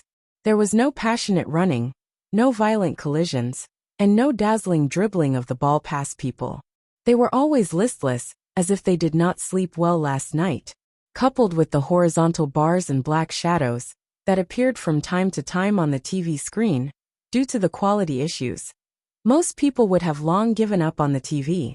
However, his eyes were watching with relish, and his expression was unusually serious. He held a can of beer in his hand and took a sip from it from time to time. Then he picked up 2 peanuts and threw them into his mouth to chew. It was really a great enjoyment. At this moment he suddenly stopped chewing. "Who is it?" the man shouted with a mouthful of peanuts in his mouth. Because there was too much foreign matter in his mouth, his voice was a little unclear. It was quiet inside and outside the factory. Only the sound of the wind blowing through the grass outside could be heard. The man threw the can of beer in his hand towards the nearest window, but did not hear the sound of the can falling. Whoa! He picked up the chair on the ground and smashed it towards the window. He quickly hid in a dark corner of the room. Clang! The chair hit the window and the dusty glass shattered. How could such a good beer be lost? A clear voice came from outside. Creak! The heavy iron door of the factory was pushed open from the outside, and a black shadow slowly walked in. At the same time, the wind and moon rushed in. The factory finally became clearer, but the corners of the walls were still dark. "Old monster, come out," Fang Yin said with a smile. He put the can of beer in his hand on the table and said, "You are surrounded. Come out and let's have a good talk." The old monster did not make a sound, still holding his breath and hiding behind the pile of scrap metal.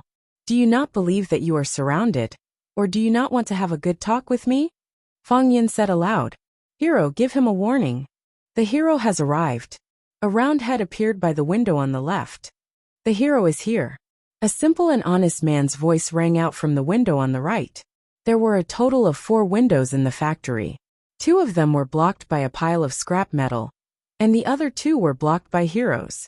Coupled with Fang Yin, who was attacking from the front, the old monster was indeed surrounded. "Can we talk now?" Fang Yin stood still in the distance, but his eyes were fixed on the place where the old monster was hiding, as if he wanted to drag him out from the deep shadows. "What do you want to talk about?" The old monster's hoarse voice came from the darkness. He knew that his current situation was not good. He would not give up without a fight, but he was willing to solve the problem through peaceful communication with Fang Yin. "Talk about why you want to kill me," Fang Yin said with a smile. "I'm a man who is easily interested in new things, especially when it concerns my life. I want to get to the bottom of it. I know very well that we have never met before. Why did you attack me on the Shishia mountain?" The old monster fell silent once again. "You lured me out through my student, and then attacked me at the Tiger Leaping Gorge. You guys have been scheming in advance. Why don't you tell me who ordered you to do this?" "I didn't tell you last time, and I won't tell you this time either," the old monster said. "The honor of an assassin?" Fang Yin laughed. "What kind of *T honor is an assassin? You're just taking someone's money to get rid of a disaster. Don't think that all assassins in the world are good men. Just because of the movie, this assassin is not too cold. You guys have never been merciful when you kill your wives and children. It's an assassin's rule," the old monster said. "It's more important than honor. Honor would earn one respect, but the rule was something that one had no choice but to follow. If one violated the rule and sold the employer's personal information, one would be hunted down by the Assassin's Guild and other assassins. The former might live, but the latter would die a horrible death. Most importantly, they did not know the employer's information. It seems like we can't come to an agreement. It's either life or death. This is the fate of an assassin," the old monster said firmly. "I've already mentally prepared myself before I entered this profession. The worst that can happen is death." "So you don't care about her life?" Fang Yin asked with a smile. As they were talking, Fang Yingying pushed a woman who was tied up all over. The woman was the old monster's lover, Little Goblin. "You deserve to die," the old monster roared fiercely. Clang! Following the roar, there was the sound of something hitting a piece of scrap metal. Then the old monster, who was wearing a casual black outfit, walked out from the shadows. One of his hands had been cut off, leaving only a fleshy arm hanging there. They were the famous old monster and Little Goblin team in the world of assassins. Some people called them old monsters, On Sunset Mountain, they used Zheng Guodong, Li Yang, and Chen Tao as bait to kill Fang Yen at Tiger Leaping Gorge. Fang Yen was strong enough to capture the old monster. When he forced the old monster to reveal who the mastermind was, the little goblin suddenly cut off one of the old monster's hands. The two of them jumped off the cliff and escaped. Later, when Fang Yen and Lu Chaoge were eating at Sky Number 1, a car suddenly dashed toward them from behind. Fang Yen desperately pushed Lu Chaoge away and luckily saved his life.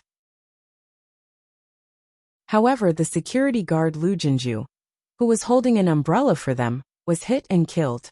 Fang Yen was extremely sad and tried his best to find the truth. When he went to the police station to check the video, he noticed that the driver only used one hand.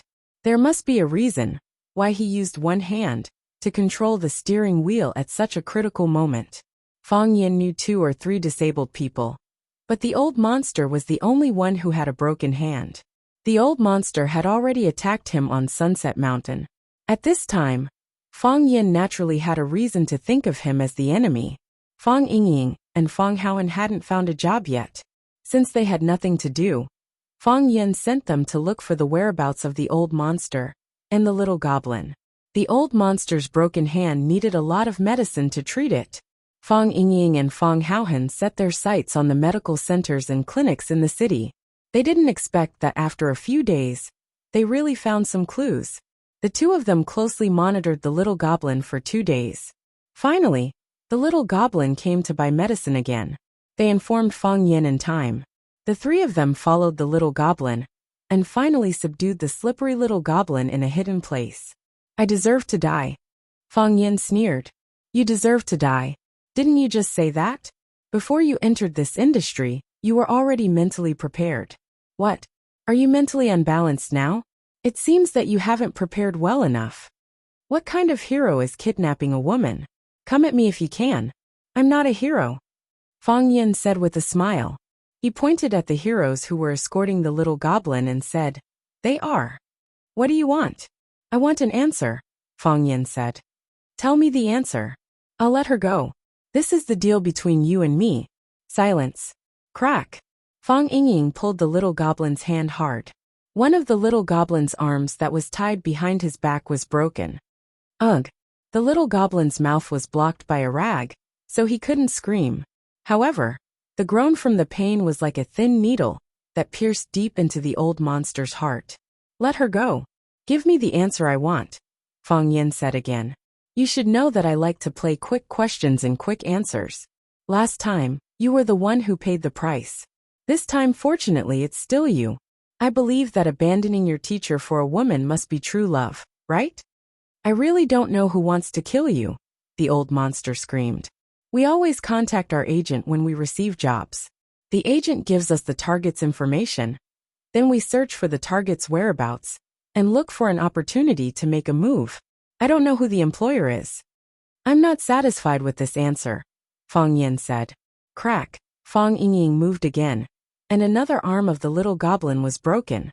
The little goblin groaned in pain again.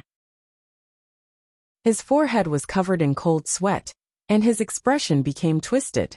The old monster's eyes were angry and cruel. He stared at Fang Yen fiercely, like a wounded hyena staring at its prey. Let her go, and I'll agree to any of your conditions.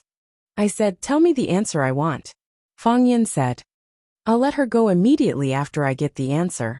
Who wants to go against a woman? I don't know the answer, the old monster said. I can agree to anything except the answer. Doesn't that violate your assassin's code? Fang Yen said with a smile. I don't care, the old monster said with red eyes.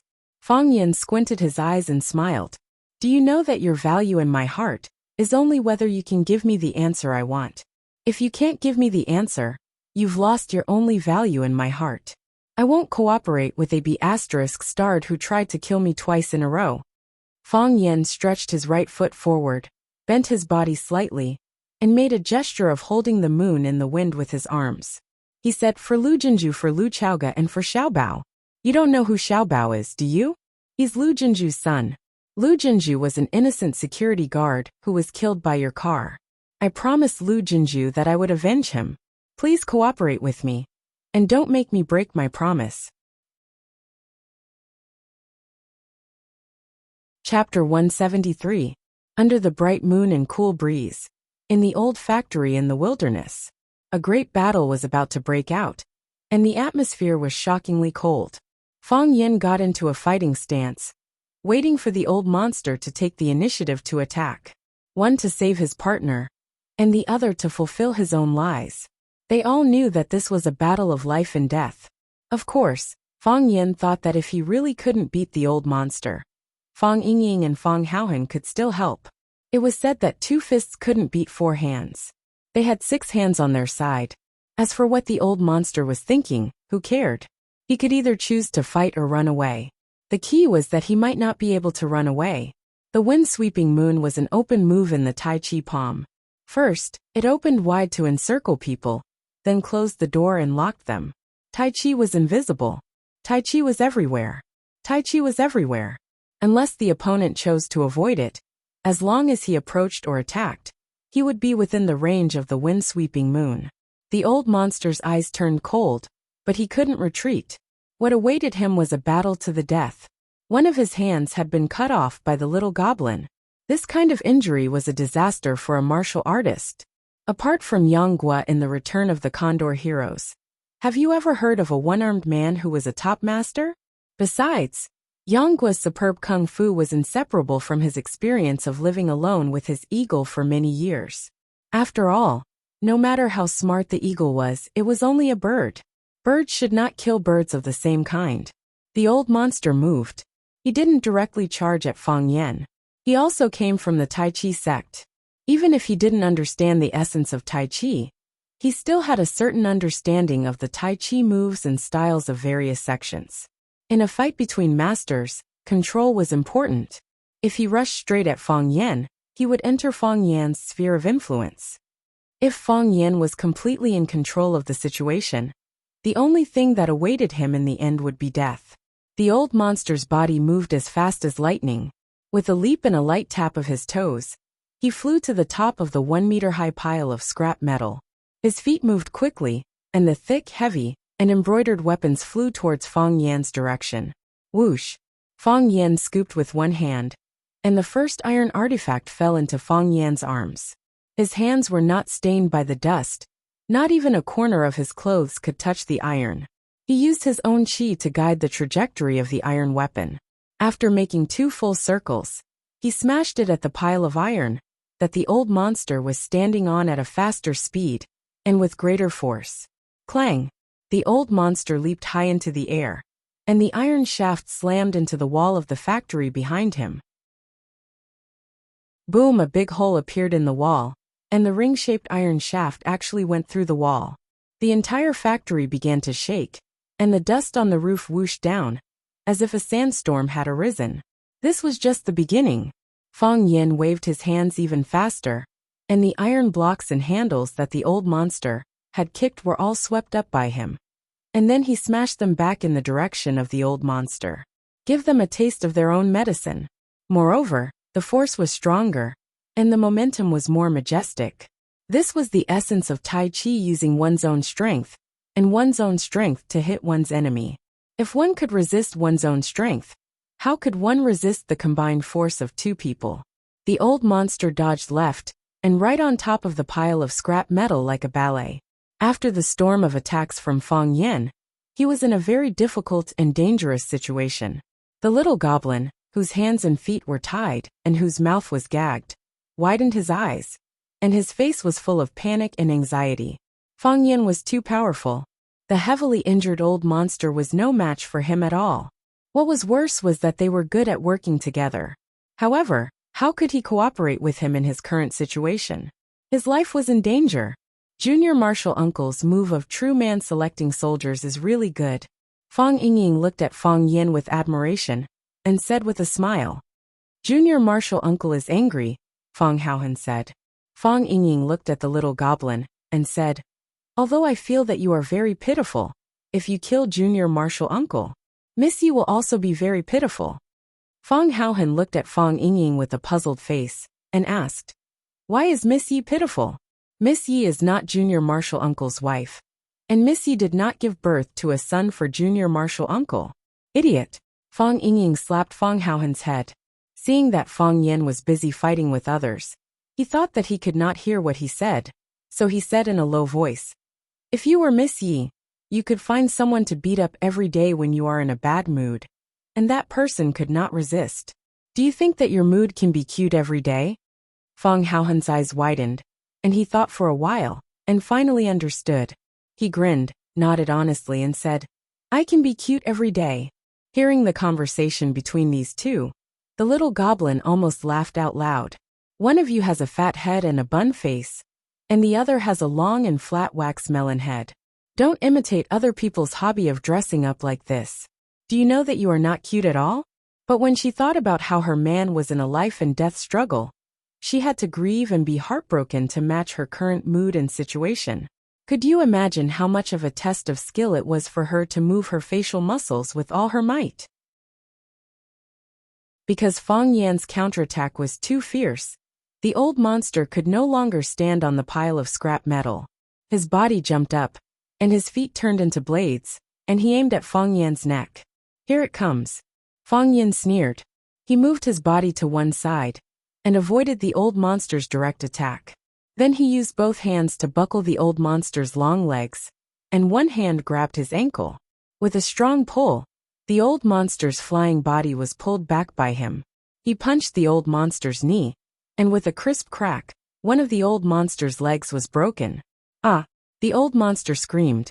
Fang Yan did not stop there, and he still held the old monster's ankle. His right foot kicked up at a 180-degree angle, directly hitting the upper body of the old monster, whose body was still hanging in the air, and kicking it high into the air.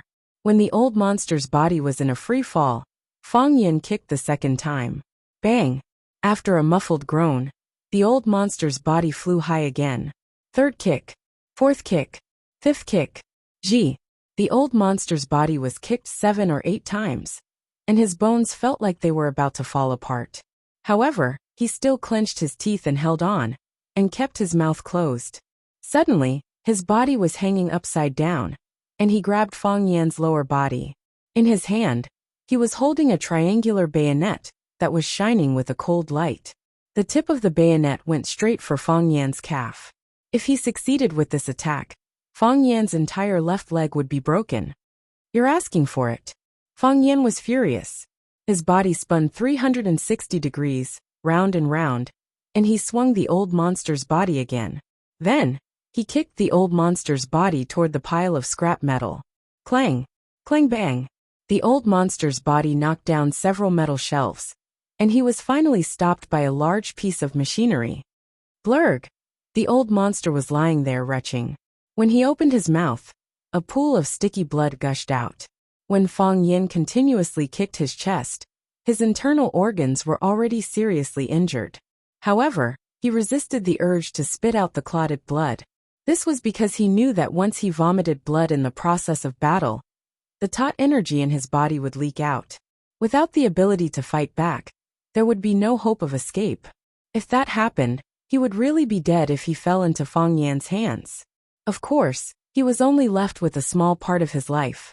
The little goblin whimpered, and his body struggled with all his might. However, no matter how hard he tried, he could not untie the Tai Chi knot that Fang Yingying tied on him. The Tai Chi knot. 1 knot leads to 100 knots, and the more knots are untied, the more knots there are. If one did not know how to untie knots, he would probably be strangled to death by this knot. Woo woo woo. The little goblin whimpered at Fang Yingying. "She wants to talk to you," Fang Haohan said. Fang Yingying pulled off the rag on the little goblin's mouth. Before he could ask what she wanted to say, the little goblin had already shouted, "Let him go! Fang Yan, please let him go. He is also a Tai Chi disciple, the same as you. Fang Yan, let him go. I will promise you anything." Fang Yan looked at the little goblin and said, "I just talked to him. I need an answer. But he didn't give it to me. It's not that we don't want to give it to you. It's that we really don't know who ordered us to kill you. Fang Yan, let him go. I will die for him." Fang Yan shook his head and said, "It can't be replaced. No one can replace the other. Lu Jinju is dead. Even if Tin Old Monster and Little Goblin died, they can't replace his mother who lost her son, his wife who lost her husband, and his son. His son just turned 1 month old. He didn't even have the chance to hear his son call him daddy. How can he replace this? The old monster vomited another mouthful of blood and screamed, "Don't beg him. Don't beg him. From the day we betrayed the sect, every day we live is equal to one more day of profit for us. That's enough. It's really enough. No. I have wronged you. It's all my fault. If it wasn't for me, you wouldn't have betrayed the sect. If it wasn't for me, you wouldn't have been hunted down. If it wasn't for me, you wouldn't have become an assassin. It's all my fault. I don't care if I die, but I want you to live." The old monster shook his head and said, "If you die, how can I live?"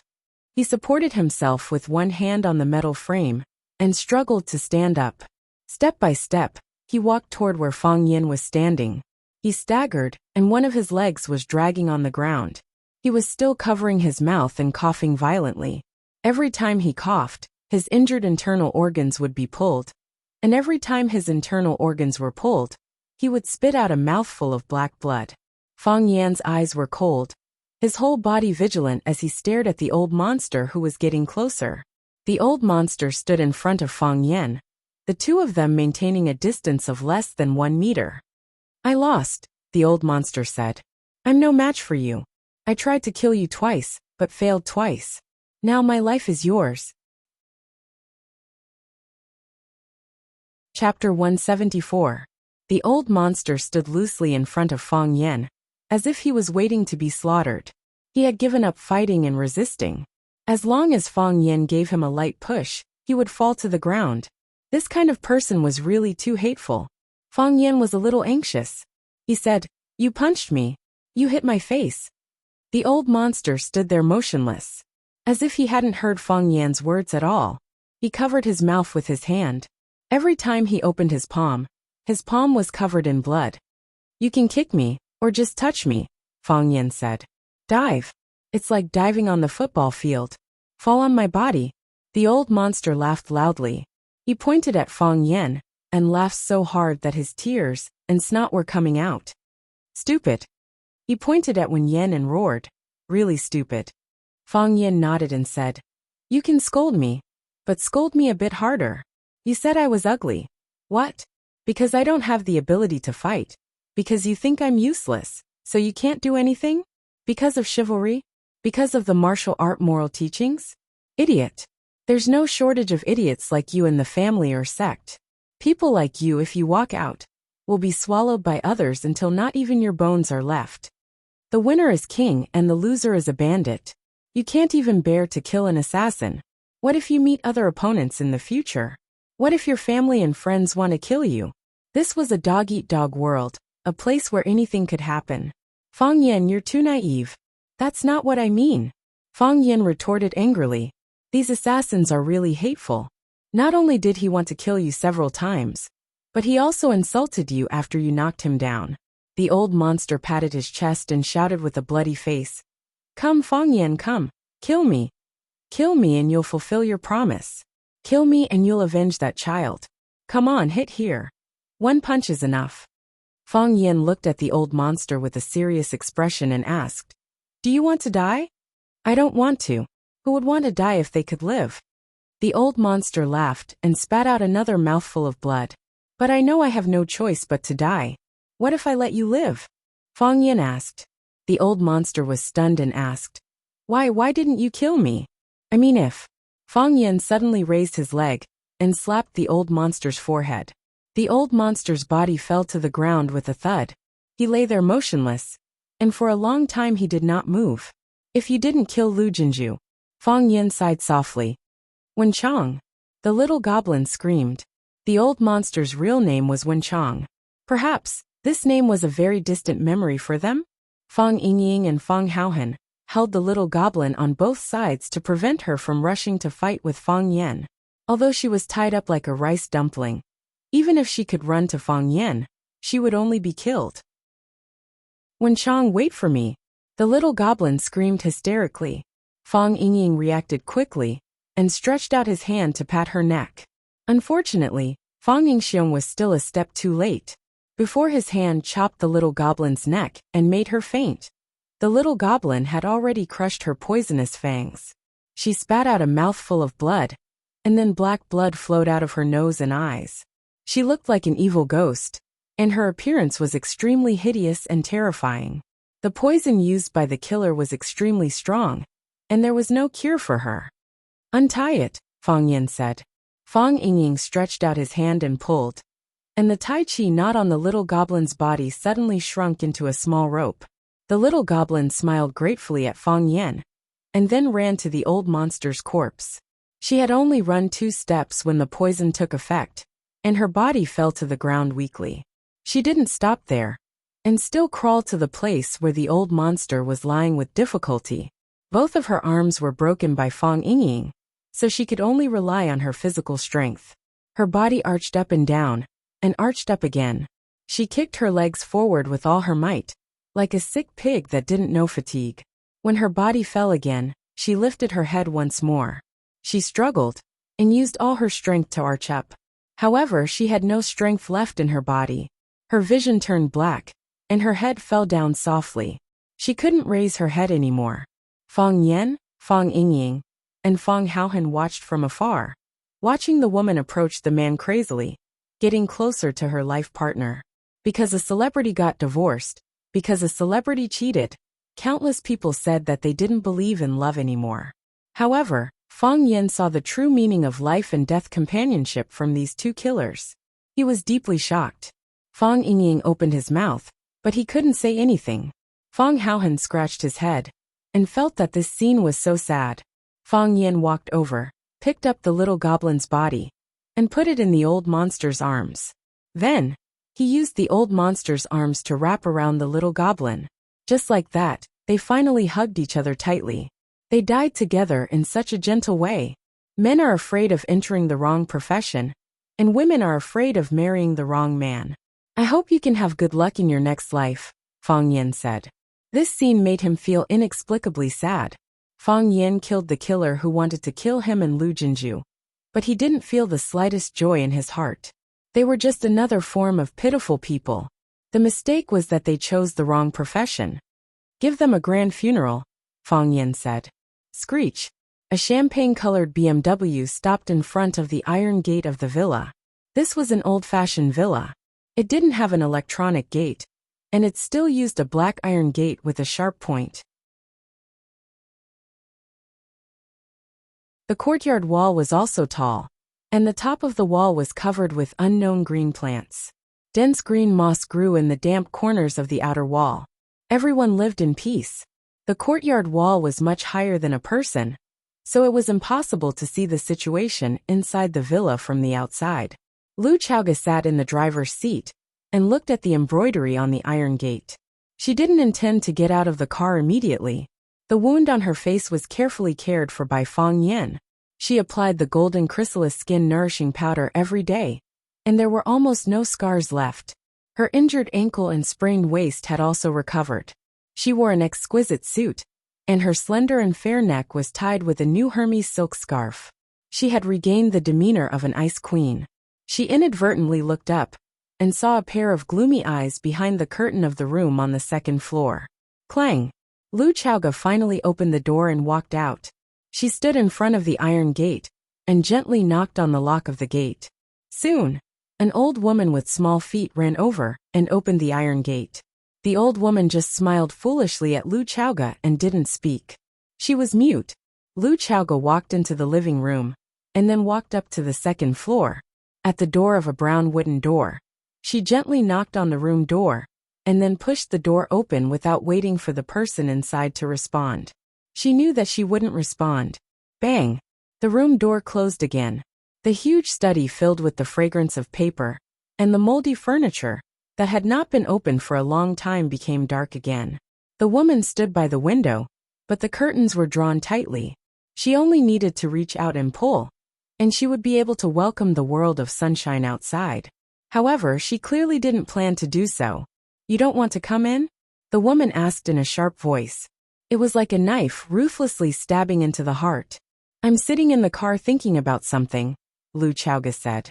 "I know what you're thinking," the woman said. "Lu Chaoga, do you think you've already won? Do you think you've already won?" Do you think this matter can be settled just like that? Isn't that right?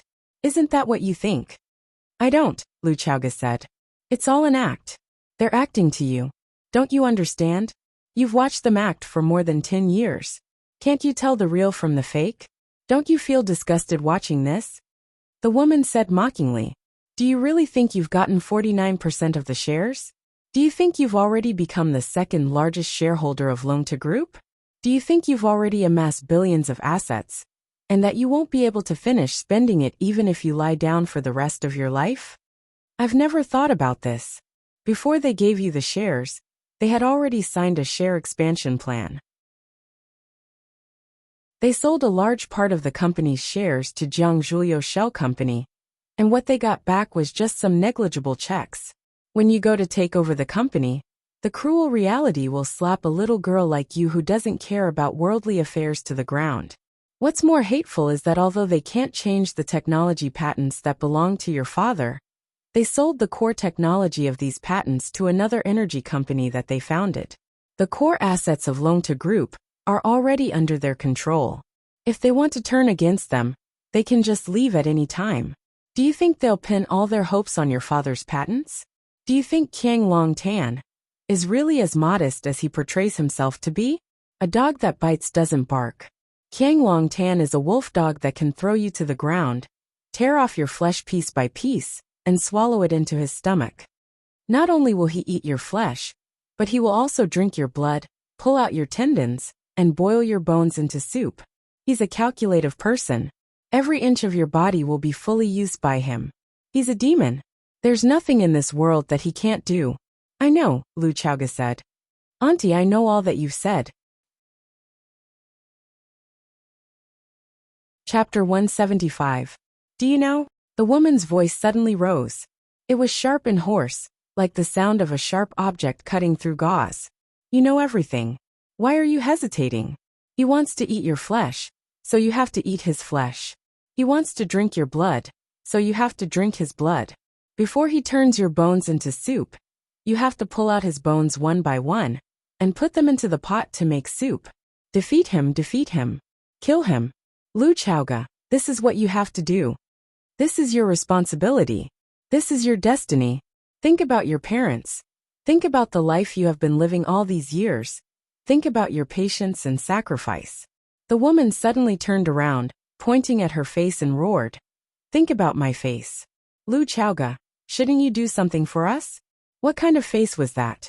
It was not an exaggeration to say that it was full of holes. There were some parts where there was no flesh at all. Only a piece of black bone that made people want to vomit. She had no hair, and a part of her scalp was burnt. It was wrinkled like craft paper. It looked like it had been scalded by boiling water or roasted by fire. She had no eyebrows, loose eyelids, and wrinkles. Her eyes were ruthless, cold, angry, and hateful. There was nothing positive in them. You could not see her age, but you would suspect that she must be a monster that crawled out from hell. Lu Xiaoga did not dodge, nor did she avert her gaze. She looked at the woman standing in front of her. Her eyes were full of sympathy and love, and an indescribable attachment. This was her aunt, the only family she had left in this world. Wang Li was originally a beautiful woman like her mother. Because of the tragic death of Lu Chaoga's parents, she did not go to the United States, nor did she go to any other place. She did not die. She should have died. On the way back, she did not know what happened, but she fainted. When she opened her eyes, she was trapped in a sea of fire. Her hair was burned off, her scalp was burned, and her face was disfigured. She should have turned into a piece of charcoal. Not even a piece of charcoal, but a pile of dust that no one knew what kind of creature she was. However, there was always a way out. She didn't have time to repair it, so the unlocked rear door saved her life. After she got out of the car with flames all over her body, the car she was in exploded. She believed that it was all Qiang Longtan's doing, so she began her arduous journey of revenge. She escaped alone and did not contact Lu Chaoga, who had been adopted by Qiang Longtan. She was accumulating her strength and waiting for an opportunity. Under her manipulation from behind the scenes, they finally won the first victory. I haven't forgotten. How could I forget? Lu Chaoga said with a moved expression. When you suddenly picked me up from school and told me that my parents would never come back. When you hugged me and cried. When I lived alone in that strange family of the Jiang family. When I was almost driven crazy by that kind of life. When I went to the United States to look for you, but could not find you. When I was alone for countless festivals. I have been working hard.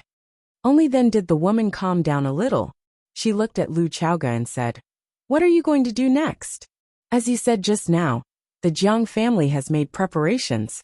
On the surface, I have obtained the shares of the company. But in fact, what I have obtained is very limited. The shares have been diluted, and the core patented technology has been leaked. Most importantly, the Longta Group has been run by King Longtan for many years. Everyone from the top to the bottom is his people. If I go in, I will just become his puppet. It is meaningless. In order to test the loyalty of his subordinates, that hypocrite Jiang Longtu created a culture of borrowing books. Other than the dead Lu Jing, almost all the middle and upper management of the Longta Group have borrowed books from King Longtan. These people are directly or indirectly showing their support to King Longtan. The woman said coldly, "Longta Group is under his control. Even if your father is alive, I'm afraid he will not be able to make a sound in Longtu. This is also not the reason for us to cooperate with him." Lu Chaoga finally voiced out her concern. If the wolf is chased away by the tiger, what about the tiger? Then tell me, what should we do? The woman snorted coldly. Without their help, do you think I, a woman, can live to this day? Without their help, do you think we can force the father and son of the Jiang family to this state? If not for them, do you think we can win this time? Lu Chaoga, I know that the human heart is sinister. However, I know that only by staying alive will we have a chance. As long as we are alive, there will be a chance. There will always be a chance. Lu Chaoga was silent. She understood her aunt's way of doing things, but she could not accept it, because those people were too cunning. They could lift you up right now, but they could also step on you right now. Besides, they have spent so much money and energy to help you. Don't tell me they don't have any ulterior motives? When their positions are switched, when they turn their guns to the outside world, how will she and her aunt face such danger? The father and son of the Jiang family must be eliminated, but it is not enough to rely on our strength. Aunt continued, we need external help. We need to attract more hatred to them. They must die. Aunt looked at Lu Chaoga and said, I believe you can do it.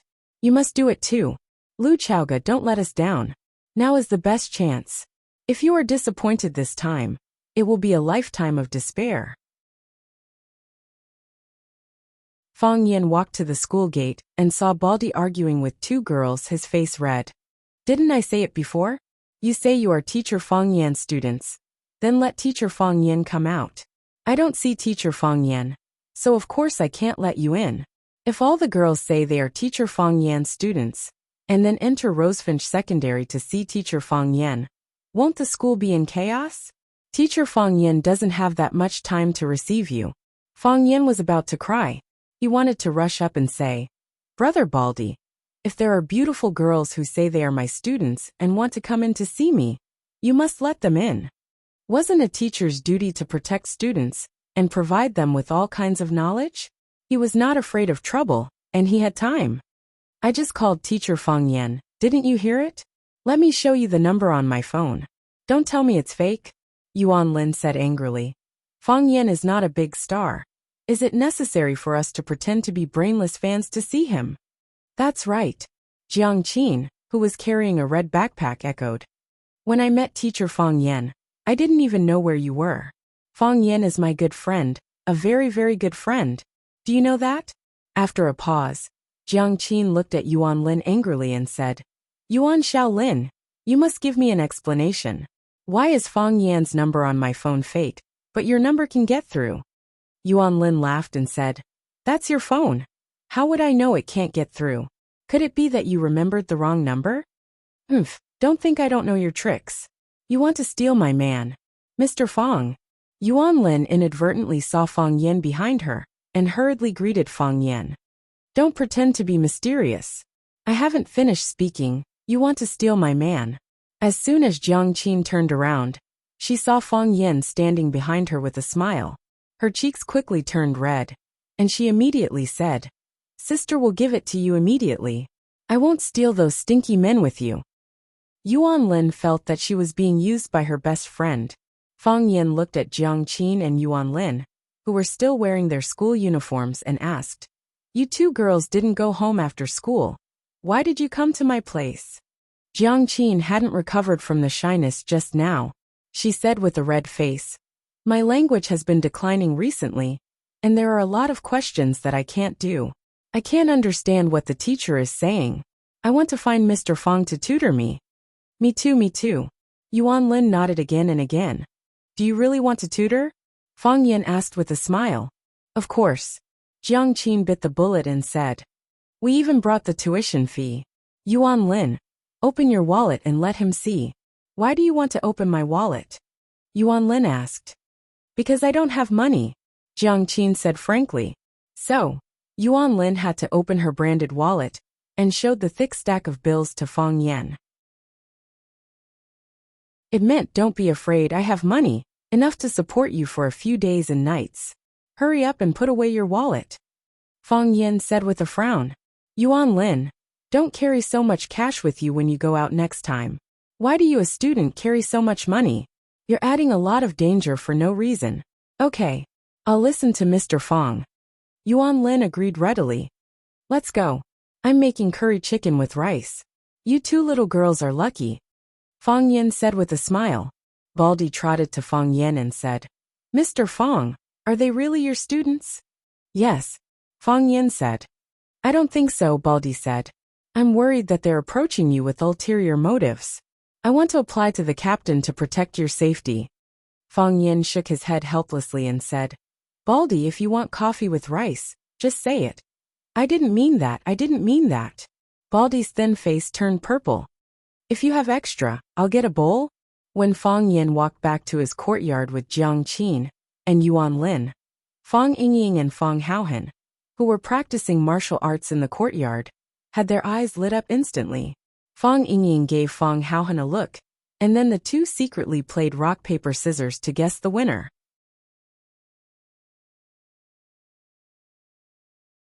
Chapter 176. Fang Haohan used scissors and Fang Yingying used rock.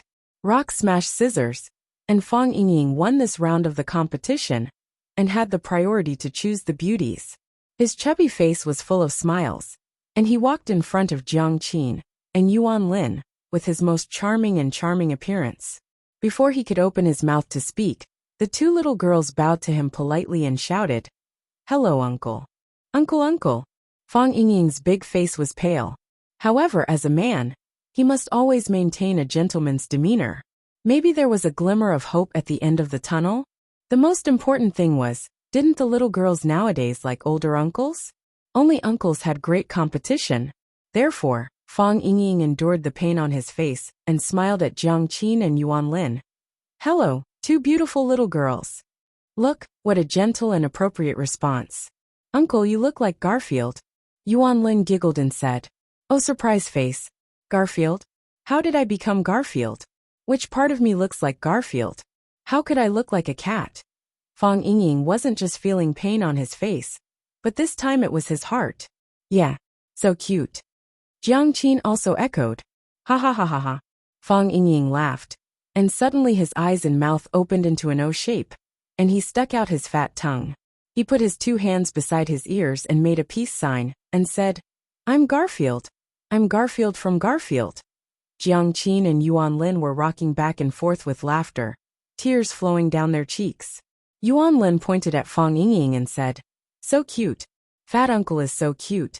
Yeah, he really looks like that fat cat. I really want to pinch his face." "Pinch face." Fang Yingxiong's eyes lit up. He swayed left and right as he moved step by step towards Jiang Qin and Yuan Lin. He shouted, "Master, hurry up and pinch my face. Hurry up and pinch my face. Pinching faces can unlock more skills." Plop. Fang Yin kicked him from behind, causing him to fall flat on his face. "Who kicked me?" When Fang Yingying climbed up from the ground with difficulty, he saw Fang Yan's black face. "Little martial uncle."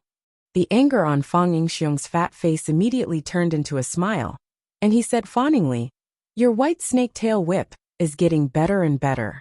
I was completely defenseless when you kicked me. Good kick, wonderful kick. You idiot scum. We are the descendants of the Fong clan's Taiji. How could we do such a thing that would damage our reputation? As a top-notch martial artist, we should have a basic requirement for our own image. Standing like a pine tree, moving like the wind, standing like a bronze bell. Fong Yingying, tell me, which one did you do? Are you worthy of the name of a hero? Fong Haohan said with a wronged face. Junior martial uncle, I didn't do anything standing here. Sorry, I said that too casually. Fong Yin apologized to Fong Haohan. Then he focused his attacks on Fong Yingxiong and said, You better wake up. Yes, junior martial uncle. Fong Yingying answered obediently. Fong Yin sighed softly and turned to Jiang Qin and Yuan Lin, who were behind him, and said, I don't want to be strict with them, but I have to be strict with them. A country has its laws, and a family has its rules. Since they are from Fong's Tai Chi, and call me junior martial uncle, I have to be responsible for their words and deeds. You may not know this, but we, the famous sects, are very strict with our disciples. Martial arts, martial art morality, none of them can be missing. Only martial art morality, without martial arts. It is difficult to enter the next level. Only martial arts, but not martial art morality. And disciples are easy to go out and commit crimes. We who practice martial arts are like Iron Man, Spider-Man and Batman in the city. If we don't stand properly, won't we become the villains in the movies? Think about it, if Spider-Man scourges the people, how much loss will it bring? Is there any hope for this country? Jiang Qin and Yuan Lin looked at Fong Yin with little stars on their faces, and praised him in unison. Mr. Fong, you are so handsome. Fong Yin waved his hand freely and said, It has nothing to do with being handsome or not. This is our responsibility as martial artists. The greater a person's ability, the greater his responsibility. I dare not forget this sentence. Mr. Fong, you are a responsible man. Yuan Lin grabbed Fong Yan's arm and said. Jiang Qin pulled Yuan Lin away from Fong Yan and said, You little love-struck fool. You haven't explained to me why I can't get through to Mr. Fong's number on my mobile phone. Tell me, what did you do to him? Jiang Qin replaced Yuan Lin's position, grabbed Fong Yan's arm and said, Mr. Fong, Yuan Xiaolin is too bad. She actually changed your number on my mobile phone, so I can't get through to you. You should teach her a lesson. Fong Yingying and Fong Haohan looked at each other, and both of them had deep helplessness and sadness in their hearts. Was this really a cruel world, that only looked at appearances? I still think Ren Jin is good-looking, Fong Haohan said. I don't like these girls. Fong Yingying nodded and said, Too thin. After thinking about it, Fong Yingying asked, Is Junior Martial Uncle Iron Man, Spider-Man or Batman? He is Superman. Why? They all like to tie their underwear to their chest, but in fact they don't wear underwear at all. Fong Yingying patted Fong Haohan's shoulder and said with deep sympathy, No underwear means no bottom line. Baldy came over and patted Fong Yingying's shoulder, and then patted Fong Haohan's shoulder without saying anything. Everything was understood without words. Fong Yingying took Jiang Qin and Yuan Lin into the house.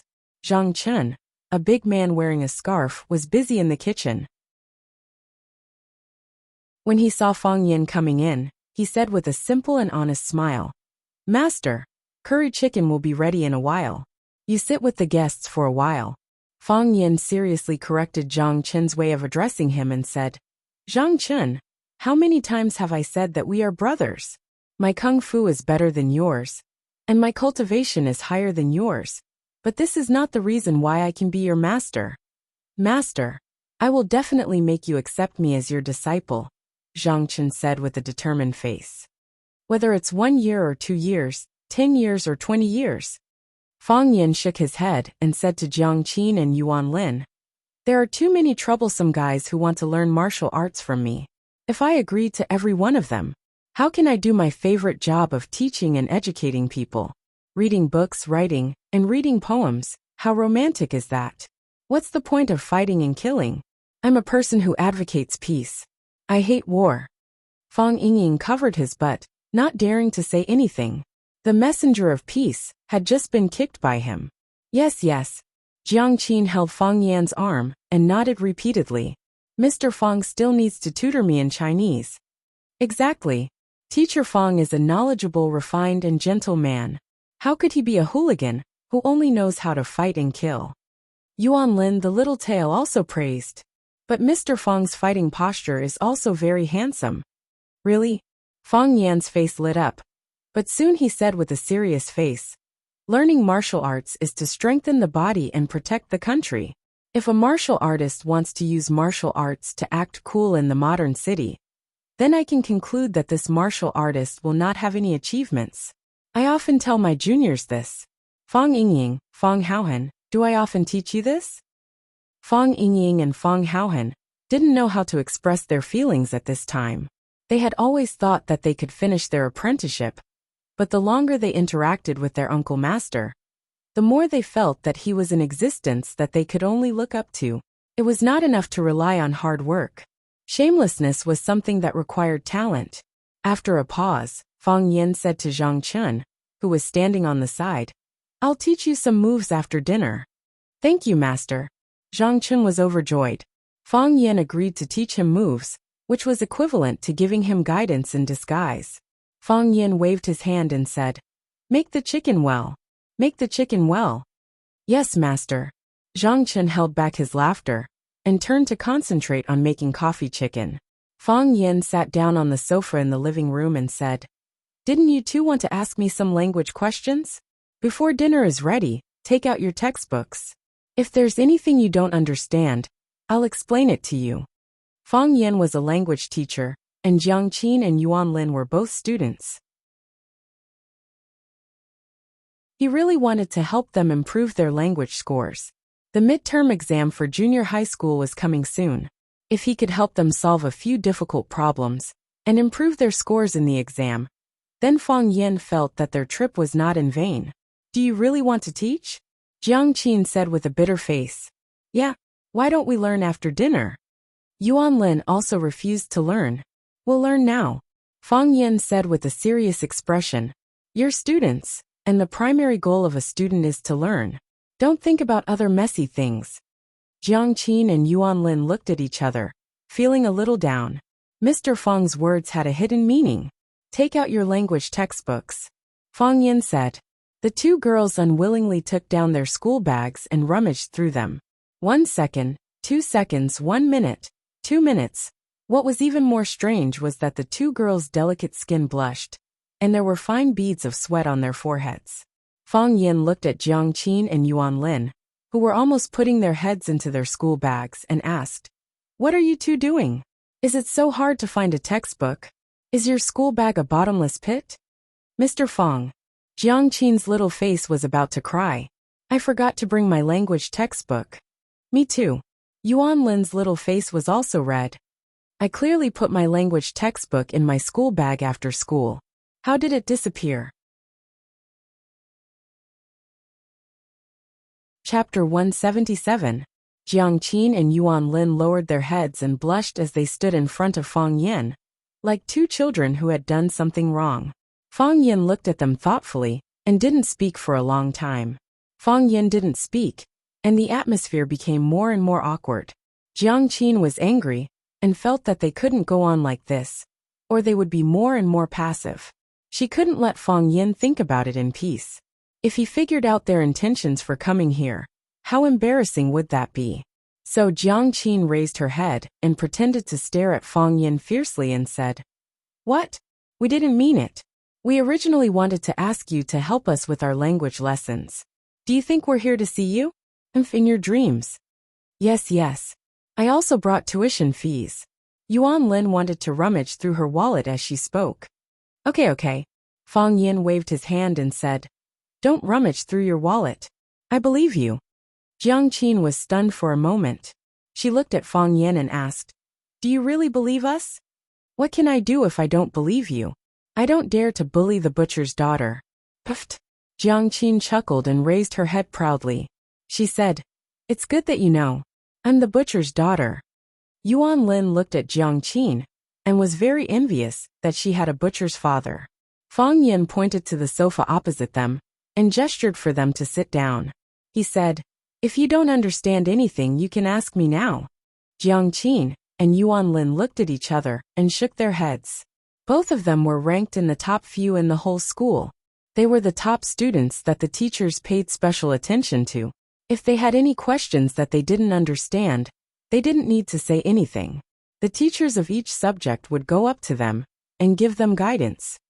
"The exam is coming. You two have to study hard and don't run around," Fang Yin said. Jiang Qin and Yuan Lin lowered their heads and said nothing. Neither of them liked this kind of preaching education. "This year is the most crucial and important year for all of you. You must get good results," Fang Yin continued. The two girls became even more impatient. Their ears were about to get calluses from hearing such words every day. "I'll wait for you at Rosefinch," Fang Yin said. "Really?" Jiang Qin and Yuan Lin exclaimed in surprise. "Really?" Fang Yin nodded. He knew what these two little girls were thinking. This was a stage that everyone had to go through in life.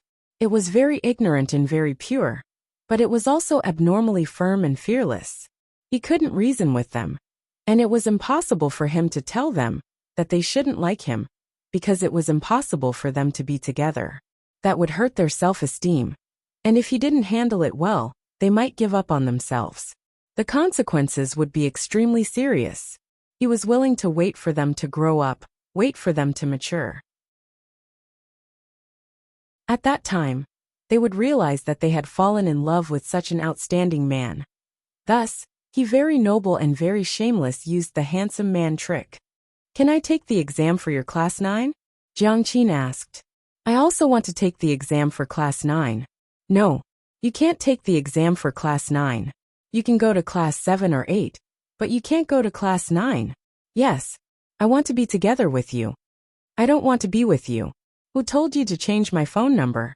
At worst, I won't change it in the future." Their bad moods came and went quickly, and their smiling faces would suddenly blossom into a bright smile. They would quarrel over a simple question, and they would look forward to their beautiful future. It was good to be young.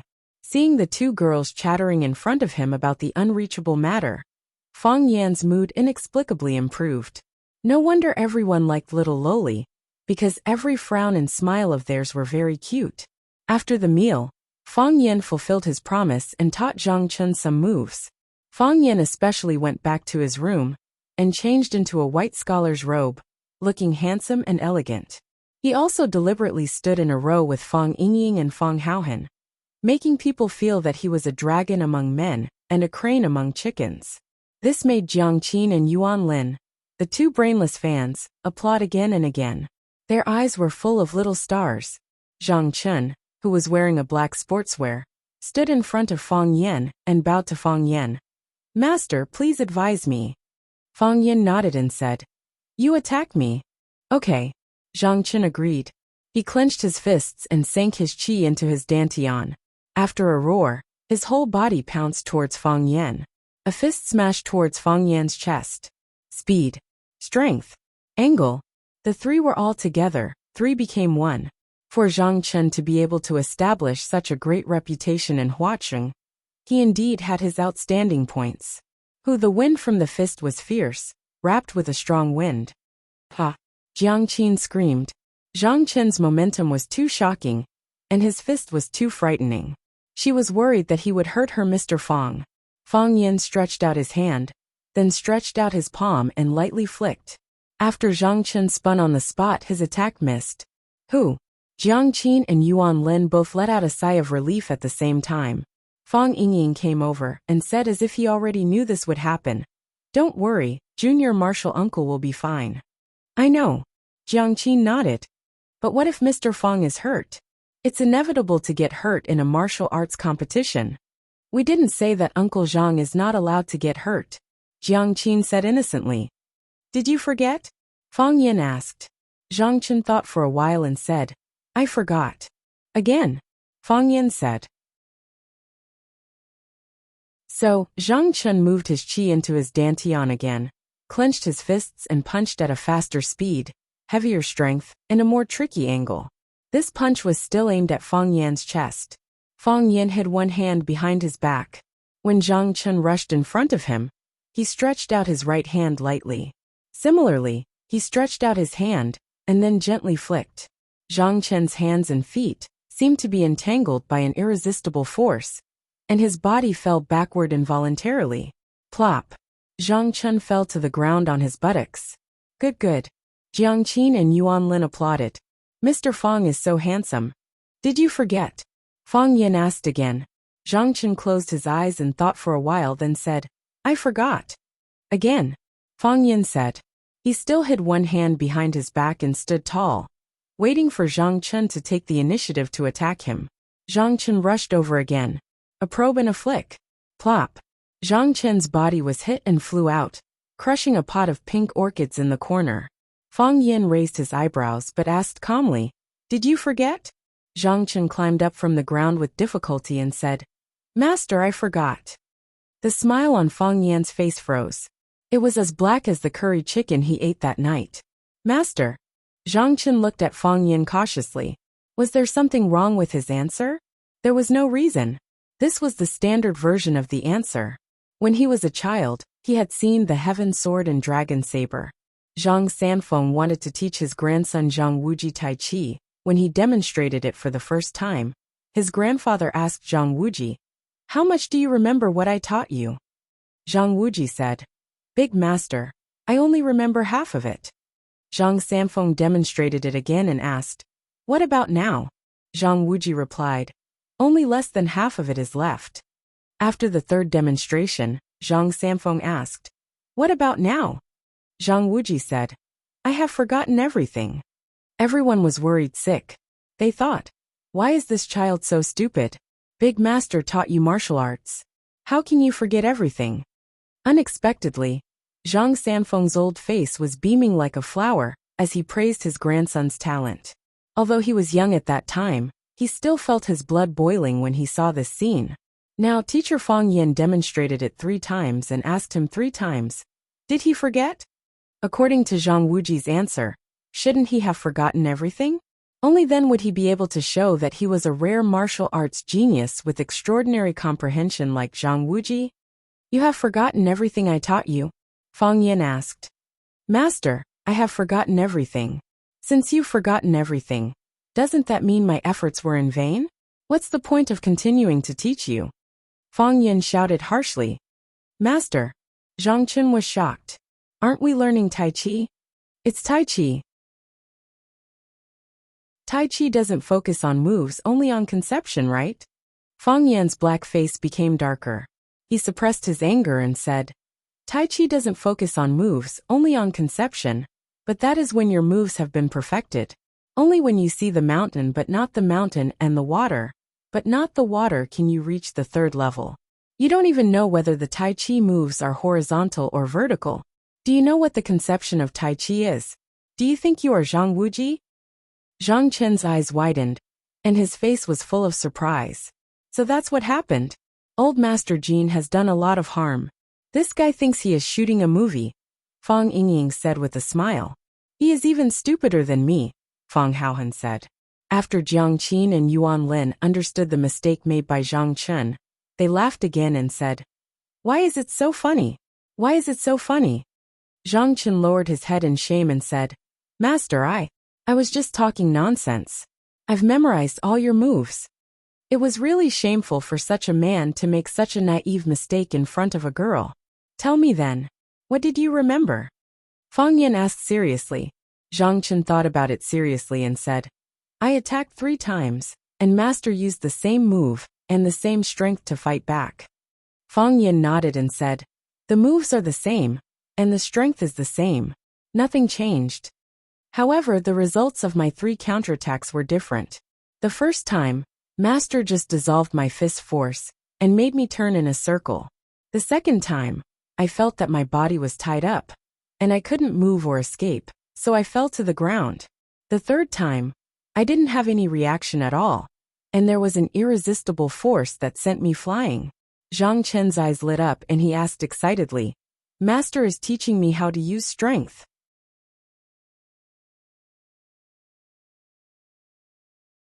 Chapter 178. The boy was worth teaching. Fang Yin had seen Zhang Chen and Fang Yingying sparring with Fang Haohan a few times, But he had never made any comments on Zhang Chen's kung fu. Only after he had a certain understanding of Zhang Chen did he offer to feed him moves. Although Fang Yan had never thought of taking Zhang Chen as his disciple, he absolutely did not want the person he sincerely wanted to help to be a brute, who only had brute force.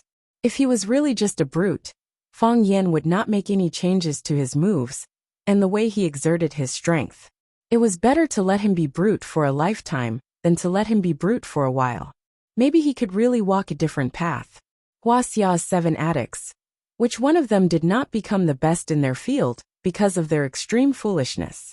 Zhang Chen could see the true meaning of Fang Yan's feeding, which was barely a pass. Good guess. Fang Yan nodded and said. He pointed at Zhang Chen's arms and chest and said, "Your whole body is full of strength, but there is no place for you to exert your strength. It's like writing with a brush. The ink must be evenly used, the thickness must be appropriate, and the density must be well proportioned. Only in this way can you become a master of a generation. Have you seen any calligrapher whose strokes are of the same thickness?" Zhang Chen shook his head.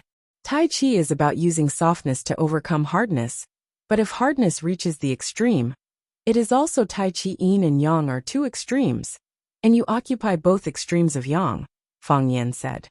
You are not a flexible person, and this has something to do with your own character. So what you need to do now is to continue to polish your strength.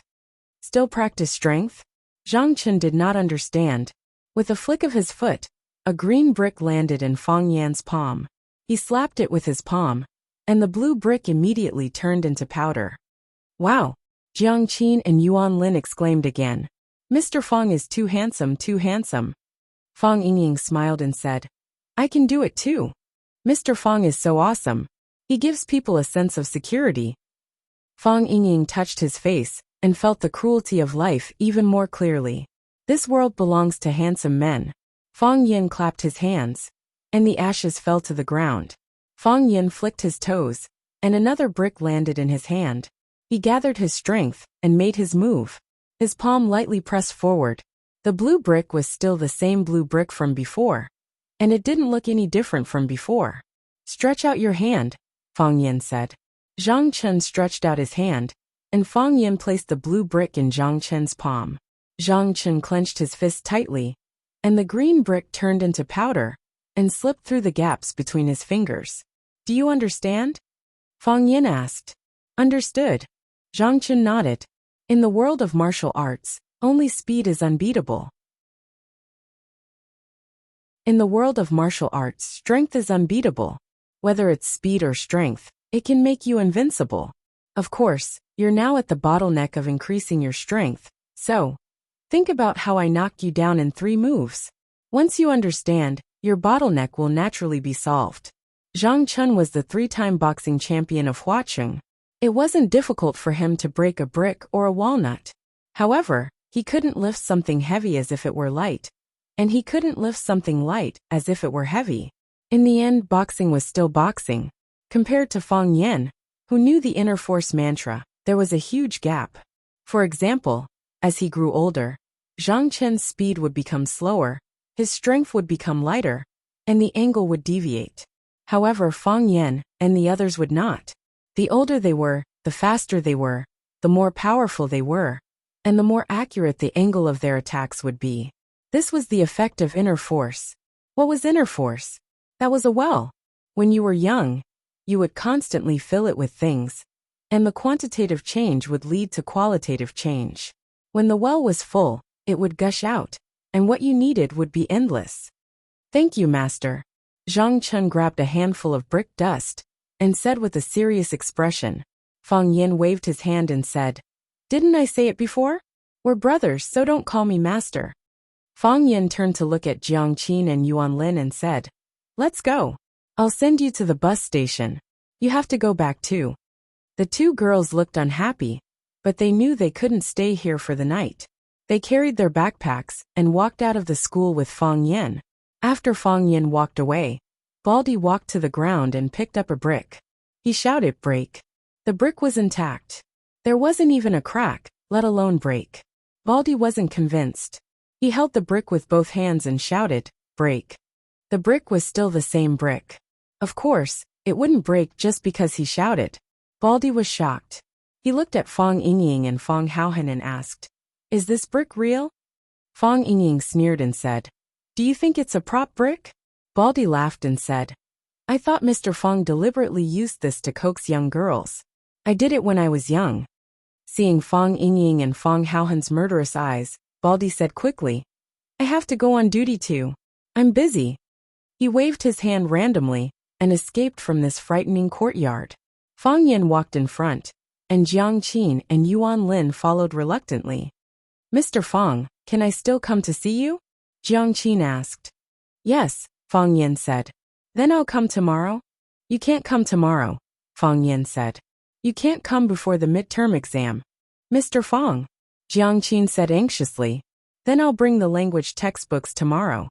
Yes, we'll come tomorrow and bring the language textbooks," Yuan Lin said.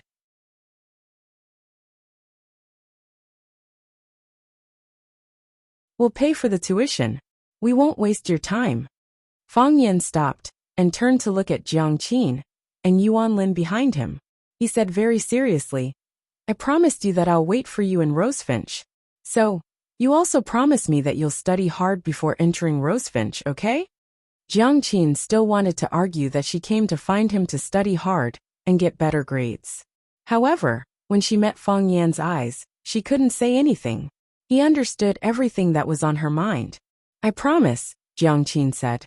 "Kiss."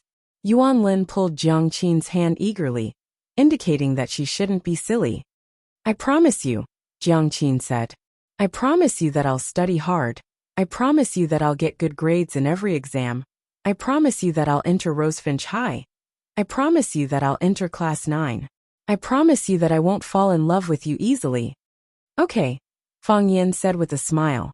After getting Jiang Qin's confirmation, Fong Yin felt as if a heavy burden had been lifted off his shoulders. Jiang Qin stared at Fong Yin with a burning gaze and said, "But before I get into Rosefinch, before I enter Class 9, before I grow up and become an adult, can you wait for me and give me a chance to fall in love with you?" The smile on Fong Yan's face instantly froze. "You promise?" Jiang Qin asked eagerly. Fong Yin waved his hand and said, "It's late, go back." Without waiting for Jiang Qin and Yuan Lin to respond, he had already turned around and left. Jiang Qin wiped her tears and looked at Yuan Lin and asked, "Am I too useless?" The bet between Fong Yin and Zhang Yu was known by everyone. Even some of the school's higher-ups knew about the bet between the two. In the anticipation of countless people, the midterm exam of Rosefinch Secondary finally arrived. The students of Class 1 and Class 9 were all full of energy, wholeheartedly thinking of defeating their opponents in this exam. Class 1 wanted to prove to the teachers and students of the school that Class 1 was Class 1, and that the class of kings could not be ignored. The students of Class 9 also wanted to prove that their learning ability was not worse than others, that their IQ was not lower than others, and that Class 9 could also be number 1. The midterm exam was the school's big exam. The grades of all the students in the school had to be ranked, and even the report cards had to be mailed to the parents of each student. This was the test of half a semester, and also an important conclusion. For this exam, all the teachers and students in the school were mobilized. The students were divided into different classes, and the invigilator also made careful arrangements. For example, the first-year math teacher would invigilate the third-year language exam, and the third-year English teacher would invigilate the first-year math exam. It was absolutely impossible for the teacher of the class to invigilate the students of the class.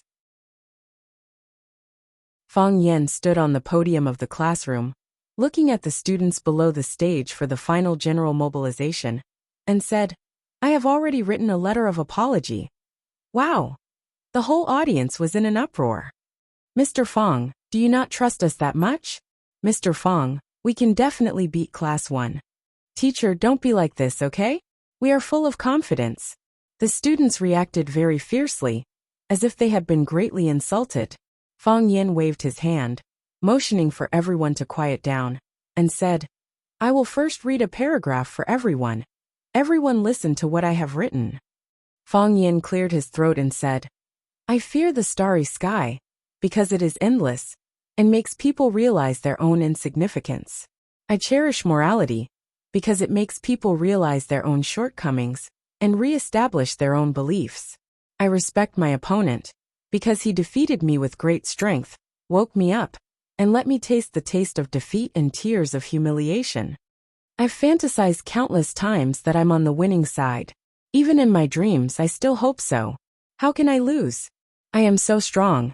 How can I lose? My journey is the galaxy and the distance. Yes, I am very strong. But my opponent is even stronger. My journey is the galaxy and the distance, but my opponent's journey is a place that I can't see. My opponent is handsome, wise, gentle, and kind. He respects the school leaders, unites with fellow teachers, cares for every student, and truly treats every student as his own child.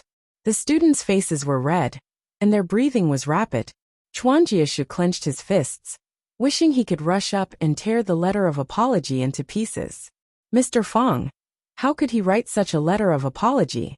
Fong Yin glanced at the students below the stage and said, "Oh, I forgot to tell you, this letter of apology is written by me to teacher Zhang Yu."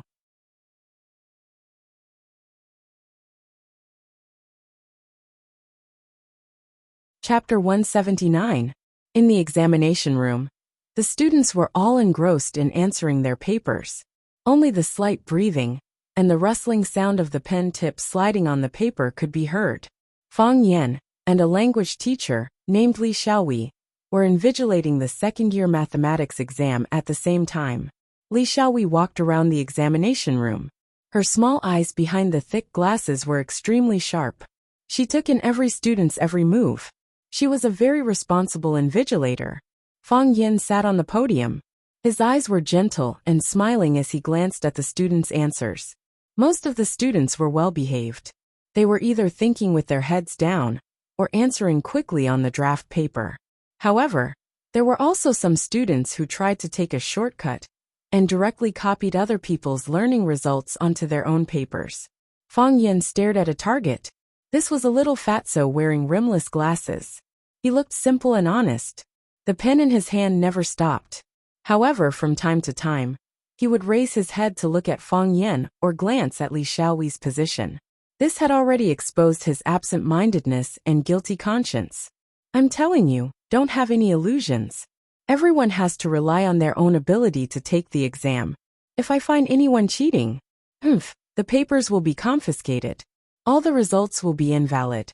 I'll even have to ask your parents to come. Li Xiaowei had also discovered some of the potential enemies in the classroom, so she threatened them sternly. Most of the students lowered their heads to answer their papers. Some students, in order to prove their innocence, bravely raised their heads and smiled at Li Xiaowei. They looked for the students who might have cheated with her. Fatso also raised his head and smiled. However, the smile on his face was a little unnatural. In the eyes of the adults, students at this age did not have mature acting skills. Li Xiaowei walked past Fatso. At this moment, a ball of paper from the next table flew towards little Fatso. This kid had an accomplice. Li Xiaowei seemed to have grown glasses on the back of her head. She suddenly turned around and looked around. Little Fatso's face was pale. He lowered his head and did not dare to breathe. Even though it was a cool and rainy day, his forehead was still dripping with sweat. His unusual behavior immediately attracted Li Xiaowei's attention. She rushed in front of little Fatso and pulled out his test paper. Her eyes were like radar as she scanned little Fatso's desk.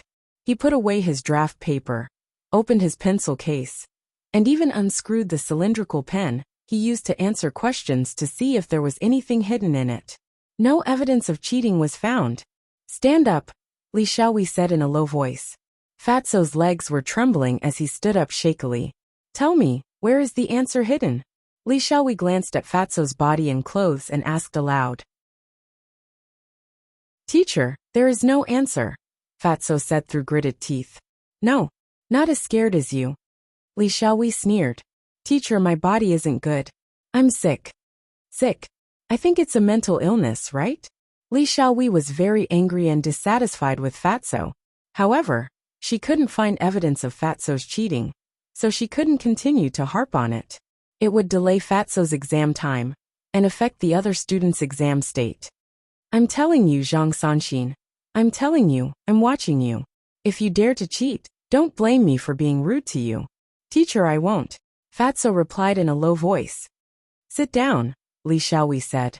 Fatso sat down and took the pen to write and draw on the draft paper. He looked like he was doing the math seriously. Li Xiaowei stood next to Fatso and stared at him for a while.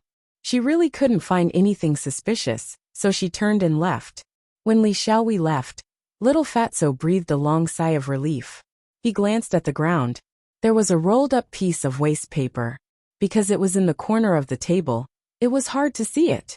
He stretched out one of his feet and tried to pick up the small ball of paper with his other foot.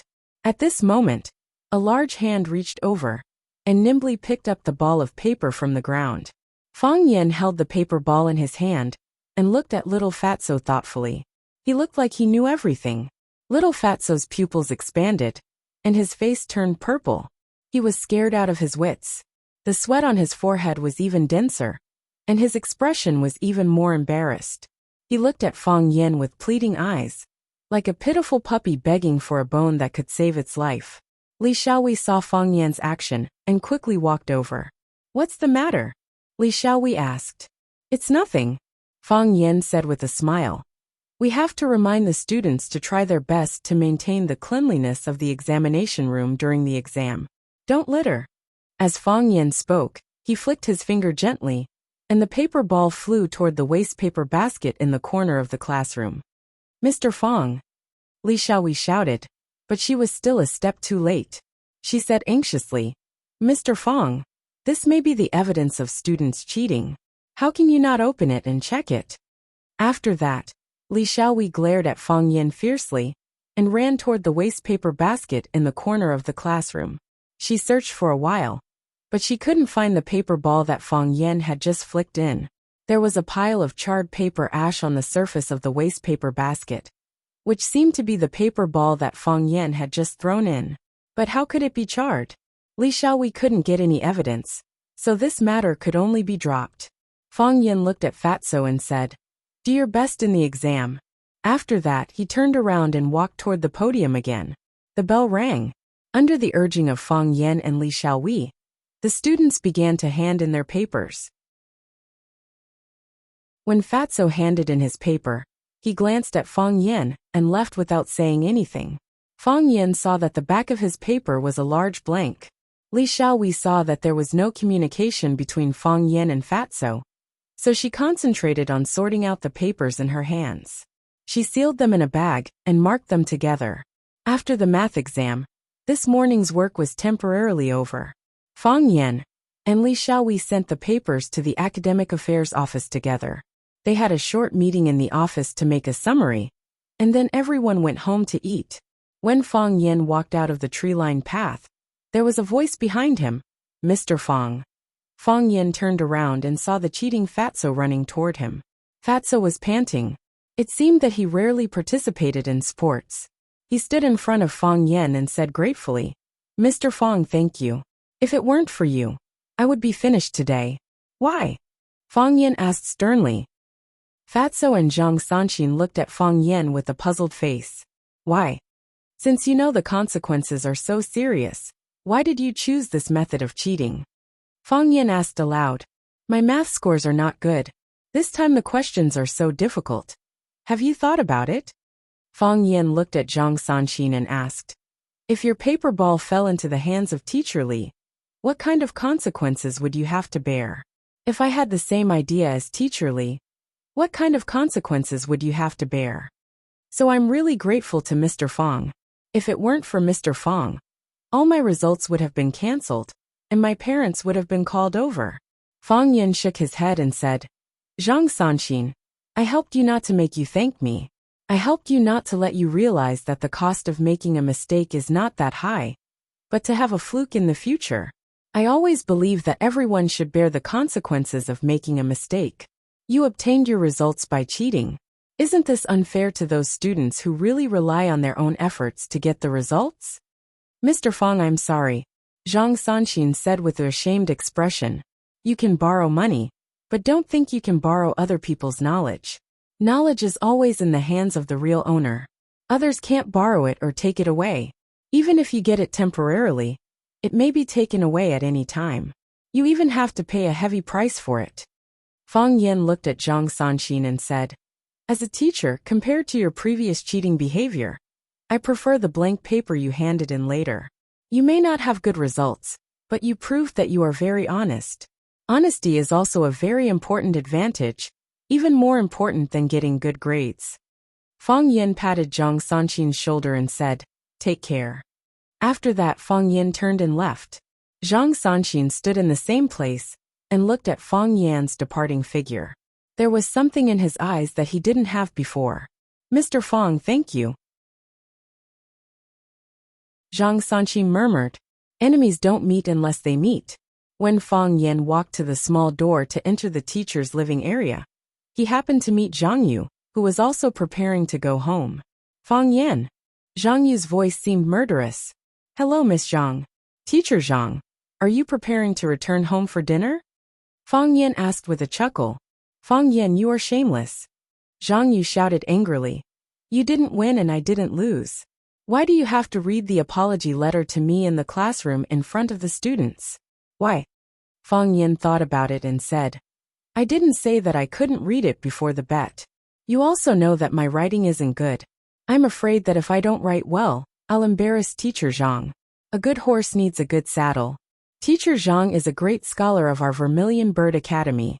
Even if he were to apologize to someone, the letter of apology should be written with great literary talent. How do you know that I will lose? Why isn't it you who will lose?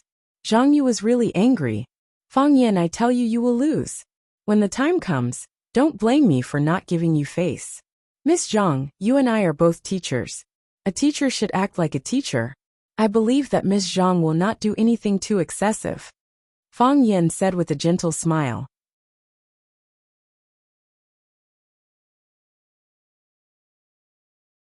Chapter 180. The rain is drifting, just like our damp and flying mood at this moment. Wearing our beautiful coats, holding a colorful umbrella, we went out and walked in the rain. Carefully feel the beauty of the rain. Feel the breath of our youth. What is youth? It's electricity, it's light, it's hard work. It's the courage to win first place.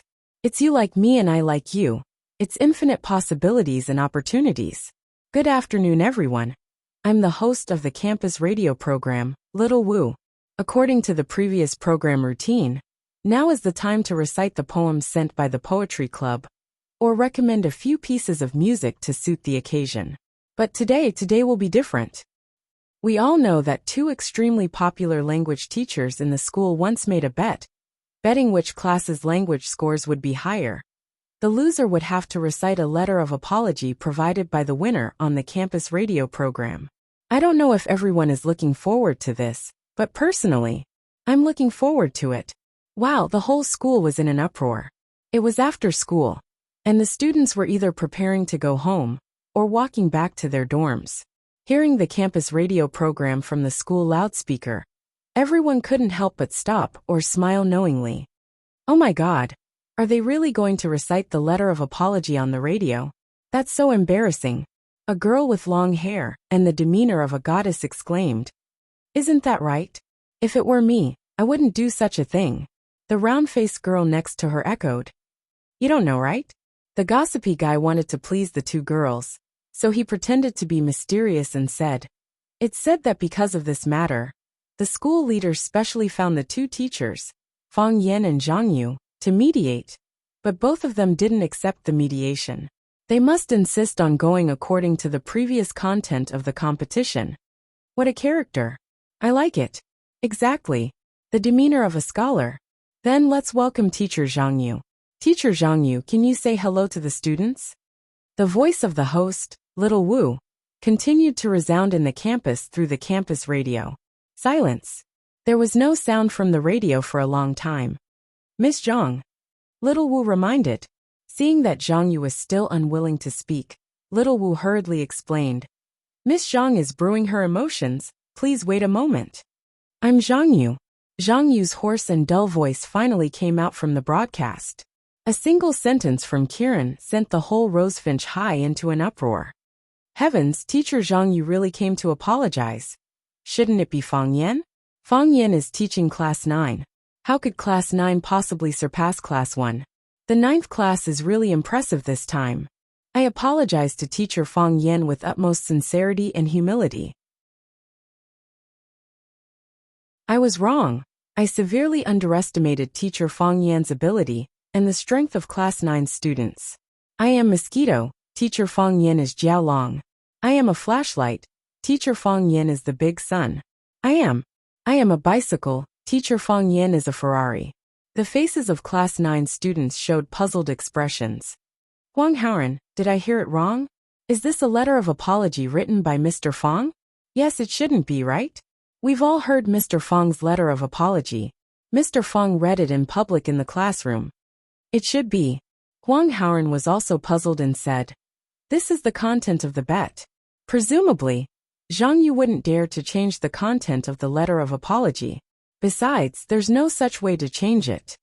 It must be known that although the letter of apology read by Fang Yan sounded very immoral, it was still within the acceptable range of normal people.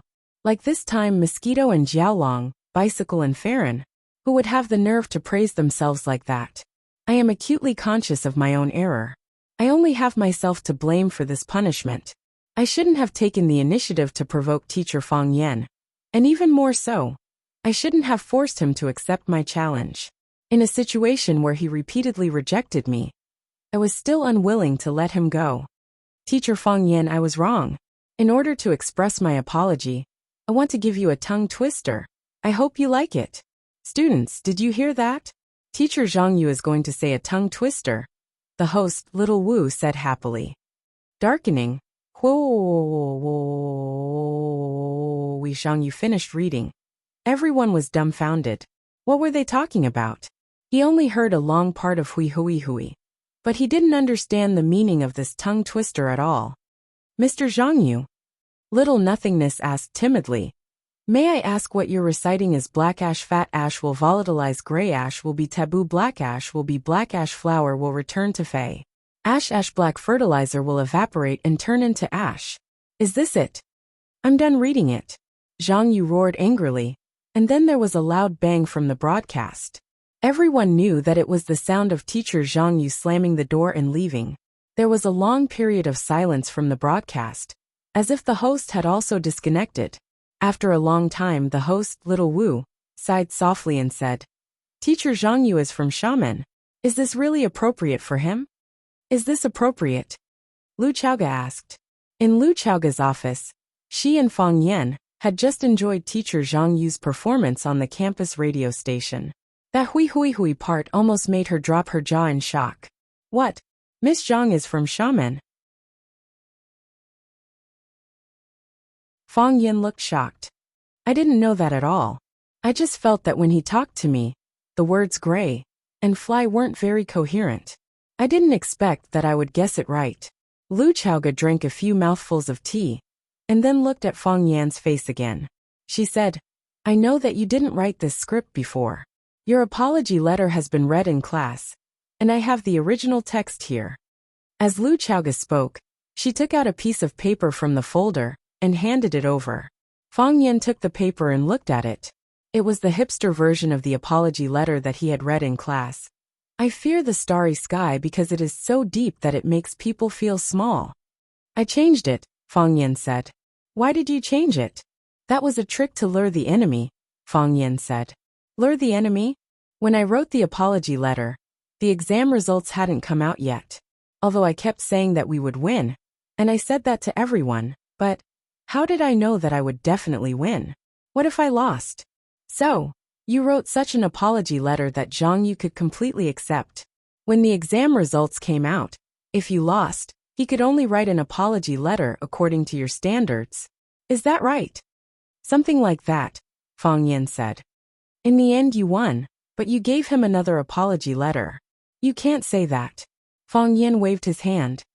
I didn't want the relationship between my colleagues to be too stiff, and I didn't want others to call me despicable and shameless. My nature is actually not bad. You have to admit that I am a kind person. Something happened later, which prompted me to make such a decision. What happened? After the math exam, He blocked me at the small door and said that I would definitely lose. He also said that he would use the cruelest way to humiliate me. I thought about it, I can't lose, Fang Yin explained, feeling wronged. So he's at a disadvantage. Lu Chaoge was silent again. The topic Terminator always had this ability. After he said something, you wouldn't know how to continue. You don't think that I am a vicious person, right? Fang Yin asked cautiously. No, Lu Chaoge said. That's good. Fang Yin was happy again. It was very difficult for me to make such a decision. I hesitated for a long time and wrote 2 notes to draw lots. Finally, I decided to choose this apology letter.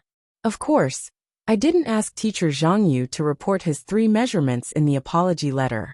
This is already a very kind act, right? Because his 3 measurements are really terrible. Fang Yan. Lu Chaoge interrupted Fang Yan's topic. If she let him continue, he would become a national hero. Go ahead. Fang Yan smiled gently and made an inviting gesture. Congratulations, Lu Chaoge said. This is a subversion. In the past, Class 1 has always been Class 1. No class could surpass them. Even in a single subject, it was the same. Fang Yan and Zhang Yu's bet ended with Class 9 winning Class 1. Class 1 and Class 9 had the same number of people. Class 1's average score for a single subject was 117 points, while Class 9's average score was 121 points. Class 9's average score was 4 points higher than Class 1's. Don't look down on these 4 points. In the past, Class 9's results were far ahead of other classes. Even Class 2, which was the closest to Class 1, was a long distance behind them. Not to mention Class 9, which was ranked at the bottom. This time, after the change of the language teacher, Fang Yan carried out a series of new teaching methods to stimulate the students' learning enthusiasm. After this competition, Class 9 actually defeated the King of Champions class. Therefore, it was not an exaggeration for Lu Chaoge to say that this was a subversion.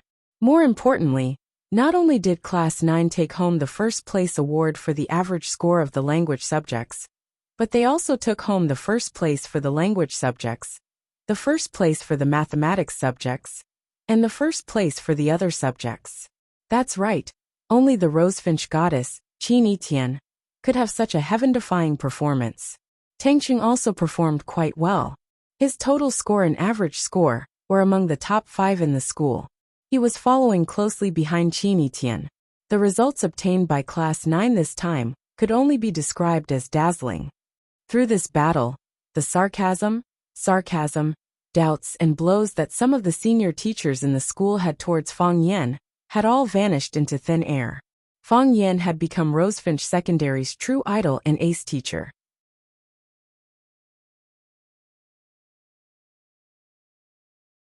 Chapter 181. No one disliked compliments, and Fang Huohuo was no exception. He looked at Lu Chaoge, his handsome face slightly embarrassed, and said, "Actually, it's not a big deal. I just achieved a little bit of extraordinary results in an ordinary position." Lu Chaoge thought to herself, "That's right. But why does it feel strange and absurd when it comes from Fang Yan's mouth?" Seeing that Lu Chaoge did not speak, Fang Yan pretended to be indifferent, but very concerned, and asked, "There's only verbal praise from the school leaders, and no physical rewards?" "I'm going to buy Rosefinch," Lu Chaoge said. Fang Yan was shocked and said, "You don't have to be so polite, right? Although I've made some contributions to the school, it's something I should do. You don't have to give me the whole Rosefinch, do you?" Fang Yan quickly calmed down, thought about it seriously, and said, "Is it because I helped you before? If it's because of that, I'm willing to accept it." Lu Chaoge was now the second largest shareholder of Longta Group, and she was a super rich person with a net worth of billions. If she bought a school for him, because she was grateful for his selfless help and life-saving grace, it was completely understandable. Lu Chaoge looked at Fang Yan calmly and said, "You've already used your results to prove to everyone that this teaching method is excellent and effective. However, if I want to promote it to the whole school, there will still be a lot of resistance. So, I want to buy Rosefinch. I'll be the principal. I'll be the principal. You'll be the principal yourself? Aren't you going to work at Longta Group? Chairman or general manager or something?" "Yes. I'll continue to stay at Rosefinch. What about me? Rosefinch Senior High School's Class 9 form teacher and language teacher. Class 9 needs you. The practice and consolidation of Fong's scene reenactment teaching method also needs you. We need better results to support my teaching reform. I need you to lead the students of Class 9 to achieve even more outstanding results and create even more dazzling miracles. The higher the position, the greater the responsibility. The greater the responsibility, the higher the official position, right? Fong Yin decided to bargain with Lu Chaoga, Rosefinch Secondary's managing vice principal, Class 9's homeroom teacher and language teacher. I think this new position suits me very well. That's what you think, Lu Chaoga said. If an overly young guy who had only been teaching for less than 2 months was appointed as the school's vice principal, the students' parents would begin to doubt the quality of the school's teaching. Fong Yan's resume was too thin. He needed to produce more achievements. Or at the very least, he needed to wait for more years. Let's schedule a time to talk to Director Zheng, Lu Chaoga said. I think if you propose it, he'll consider it carefully. Zheng Tianqing's weakness was in Fong Yan's hands. If Fong Yan proposed a purchase plan to Zheng Tianqing would indeed consider it. Of course, the key was to make Zheng Tianqing profitable. You want the horse to run, but you don't give it grass. How can you be a leader? Fong Yan said with a bitter smile. After saying that, he suddenly realized that there seemed to be something wrong with what he said. At this moment, Fong Yan's cell phone rang. He took out his cell phone and looked at the caller ID. It was his grandmother's house number. Fong Yan answered the phone and said with a smile, "Grandmother? Is that you?" His grandmother's doting voice said, "Brat, how do you know it's me? Can't it be your grandfather?" Fong Yan said with a smile, "If grandfather wants to talk to me, he'll call me directly to the study to talk." "You're smart. Fong Yan, come home for lunch today." "Grandmother, this afternoon I may." His grandmother directly interrupted Fong Yan's explanation and said, "Call little Lu. I haven't seen her for a few days, and I really miss her. Is the injury on her leg all right? Little Lu is usually busy with work. You have to take care of her, and don't let her fall or hurt herself. You can talk to her directly." Fong Yan handed over the phone and said to Lu Chaoga, "My grandmother wants to talk to you." Lu Chaoga took the phone, and a rare smile appeared on her face. Her voice also became soft and charming. She said, "Grandmother, are you looking for me?" Fong Yan was speechless as he looked at Lu Chaoga, who was chatting with her grandmother in a low voice. He wondered if there was any misunderstanding between them. The negotiation was very successful. Lu Chaoga bought all of Zheng Tianqing's shares of Rosefinch High School at a premium of 20%. Zheng Tianqing looked at Fong Yan and said with a sigh, "I've seen you twice, and I've lost twice. I, Zheng Tianqing, have never been so passive in my life. Fong Yan, you're my nemesis."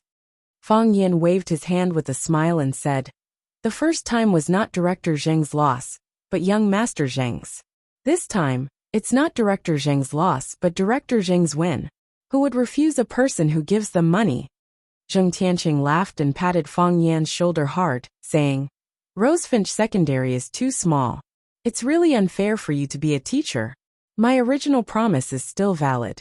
If you're willing to work for me, I'll give you all I promised. No, I'll give you double. If you have any conditions, we can also talk about it in detail." To be honest, Director Zheng's conditions made me very tempted. I've also hesitated countless times about whether to work for Director Zheng. However, I still decided to refuse Director Zheng's invitation and sincerely apologize to you. "Why? I can't bear to part with those children's clear eyes and happy smiling faces," Fong Yan said. After refusing Zheng Tianqing's invitation, on the way back to school, Lu Chaoga couldn't help but ask, "Are you really refusing Zheng Tianqing's luxury car, mansion, and high salary because you can't bear to part with those children's happy smiling faces and clear eyes?" "Not exactly," Fong Yan said. "I don't think his female secretary is as good-looking as you." Fong Yan glanced at the rearview mirror and said with a smile, "We're being followed." Lu Chaoga's eyes were cold as she asked, "Who could it be?" "I also think it's strange," Fong Yan said. "Logically speaking, You've already become a major shareholder of Longta Group.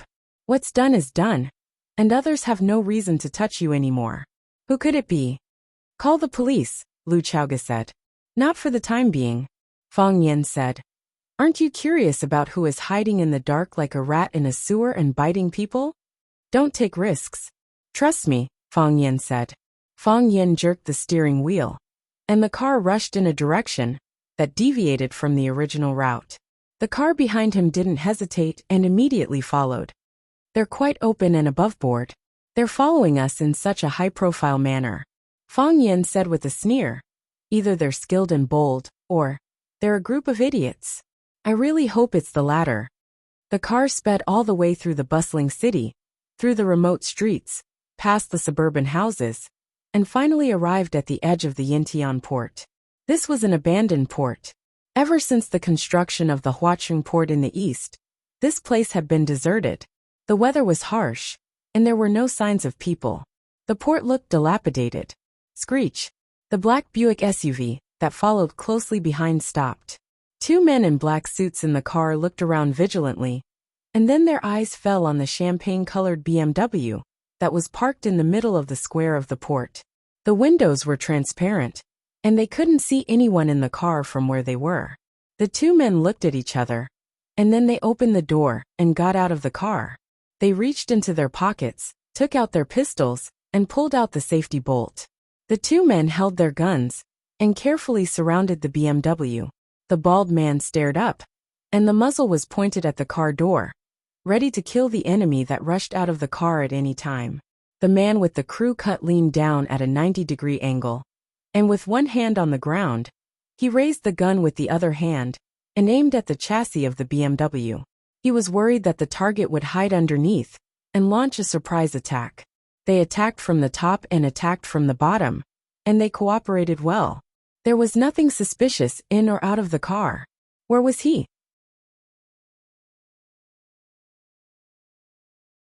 The two men were well trained, and they immediately looked around with their backs against each other, ready to find the enemy that might be hiding in the dock's cargo container or somewhere else. Are you looking for me? Fang Yin stood beside them with a smile and asked aloud. Fang Yin didn't go far, and he had been hiding by the side of the BMW. However, he wasn't in the car, nor was he in the bottom of the car. Instead, he used gecko climbing to hang his body on the door on the other side of the BMW. The men in black didn't find any trace of Fang Yin in the car, and thought that Fang Yin was hiding in the junk container not far away. This gave Fang Yin the time and opportunity to quietly approach them. The two men were shocked, and they raised their hands to shoot. Fang Yin wouldn't give them the chance to shoot. He slashed with his hands twice, but only a gotcha sound could be heard. The two pistols fell to the ground at the same time, and the two men's arm bones were broken at the same time. Fang Yin tiptoed, and a black pistol left the ground and flew back into the air. He picked up the pistol, put the muzzle on the bald man's head, and said with a smile, "Guess if there are any bullets in this gun?" The bald man didn't guess, because he knew better than anyone that there were 6 bullets in the gun. It was full. This was his gun. Pa! Fang Yin slapped the long-haired man next to him in the face. The long-haired man's mouth was bleeding, and there was a purplish-red handprint on his face. He looked at Fang Yin angrily, feeling that he had been slapped in the face for no reason at all. Guess why he didn't guess? Fang Yin asked.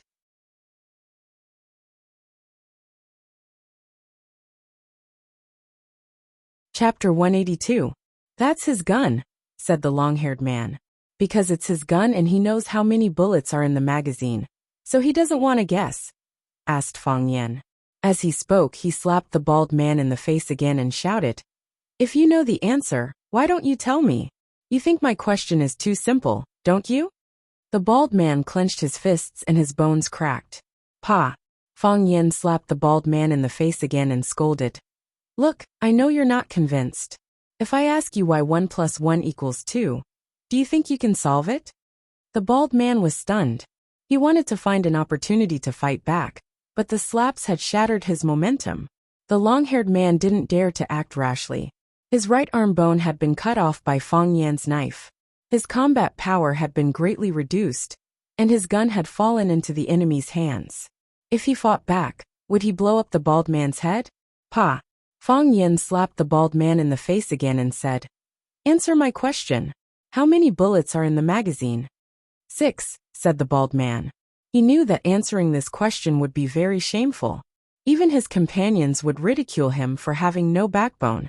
But was this the time to talk about backbone? This guy was simply a mad dog who didn't play by common sense. If he didn't answer, he had no doubt that this guy would beat him to death. Yes, he wanted obedience. Absolute control over them. Only in this way could he get more useful information from their mouths.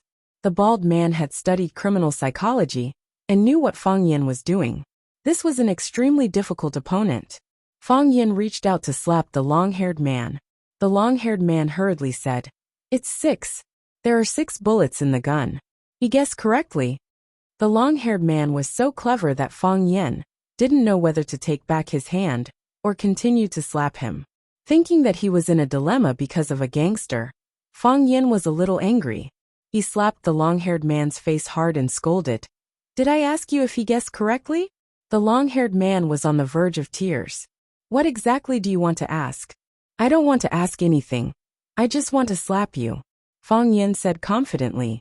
The bald man and the long-haired man looked at each other in dismay.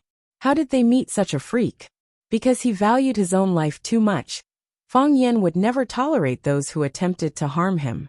If someone slapped him once, he would definitely return the favor with 10 slaps. If someone kicked him, he would find a way to break the leg that kicked him. If someone wanted him dead, then sorry, he wouldn't let them live a good life. If that person was Yi Ro, the first 3 conditions could be ignored. The 2 of them had been following him all the way. They were armed with guns and were extremely dangerous. Naturally, Fang Yin wouldn't be polite to them. "I won't kill you." Fang Yin said, "I know better than anyone that killing is a crime." The bald man and the long-haired man were relieved at the same time. As long as they could keep their lives, it was fine. They were afraid that this idiot would not care and directly beat them to death. As long as there's life, there's hope. But Fang Yin stuffed the gun in his hand into the long-haired man's broken hand. Then he raised his arm and aimed the gun at the bald man's head. "You will kill yourselves." The 2 men's faces were ashen. Could it be played like this? Why didn't they think of it? "So, now can you tell me who sent you to kill me?" Fang Yin's face was cold, and his voice was extremely fierce. "We're not here to kill people. We're here to deliver a letter." The broken arm was unbearable, and his forehead was covered with sweat. It was cold, but the long-haired man's clothes had been soaked with sweat. "What letter?" Fang Yin asked. "To deliver a letter to Miss Liu. Someone wants to see her." The long-haired man said. Fang Yin looked at the long-haired man thoughtfully and said, "Originally, you wanted to kidnap her, right?" The 2 men were silent. The order they received was indeed to deliver a letter. However, there were many ways to deliver a letter. They could deliver the letter to Lu Chaoga out of courtesy. They could also deliver the letter to Lu Chaoga and bring Lu Chaoga and the letter back at the same time. If it was the latter, it would be easier to negotiate. This was also the reason why they followed closely and unscrupulously prepared to take Lu Chaoga away. Of course, they also received news that the male follower of Lu Chaoga was good at martial arts. But so what? No matter how good his martial arts was, he would still be afraid of a kitchen knife. With a gun in hand, the world was mine. No matter how good his martial arts were, wasn't it something that could be solved with a bullet? The ideal was too full, but the reality was too shameless. "It seems that I guessed correctly," Fang Yin said. "Where's the letter?" The bald man reached into his arms and took out a rolled-up paper ball from his pocket. "Open it," Fang Yin said. The paper ball was dirty, and there was a reddish-brown liquid on it. Fang Yin wouldn't reach out to touch it himself. When the paper ball was opened, it turned out to be a piece of charred flesh. "This is..." Fang Yin paused, and his eyes became extremely sharp. "Human skin. Because there was blood on it, it was likely to be a piece of flesh cut from a living person. What kind of person could actually do such a thing that was worse than a beast?" Lu Chaoga came out from hiding. She had been hiding in an abandoned container not far away. As soon as the car stopped, Fang Yin drove her out and asked her to immediately find a place to hide. Then he magically disappeared from her field of vision. When Lu Chaoga saw the piece of flesh wrapped in white paper, her expression changed greatly, and she asked anxiously, "Where is she?" The criminal used this piece of flesh to invite Lu Chaoga, which proved that the person had a close relationship with Lu Chaoga. But what kind of person was it? Fang Yin was full of doubts. "Come with us. Someone wants to see you," the bald man said. Fang Yin slapped the bald man's face and scolded, "You think we'll go just because you say so? A captive should have the awareness of a captive." Fang Yin didn't like the bald man's tone and way of speaking to Lu Chaoga. It was too aggressive. "I'll go with you," Lu Chaoga said straightforwardly. The bald man glanced at Fang Yin and didn't dare to speak rashly. "Pa!" Fang Yin slapped the bald man's face again and scolded, "Didn't you hear what my friend said? She said she wanted to go with you. What do you mean by not saying a word?" Lu Chaoga looked at Fang Yin and said, "You go back. This matter has nothing to do with you." Fang Yin shook his head and said, "Can I go at this time? These people are vicious and cunning, and they can do anything.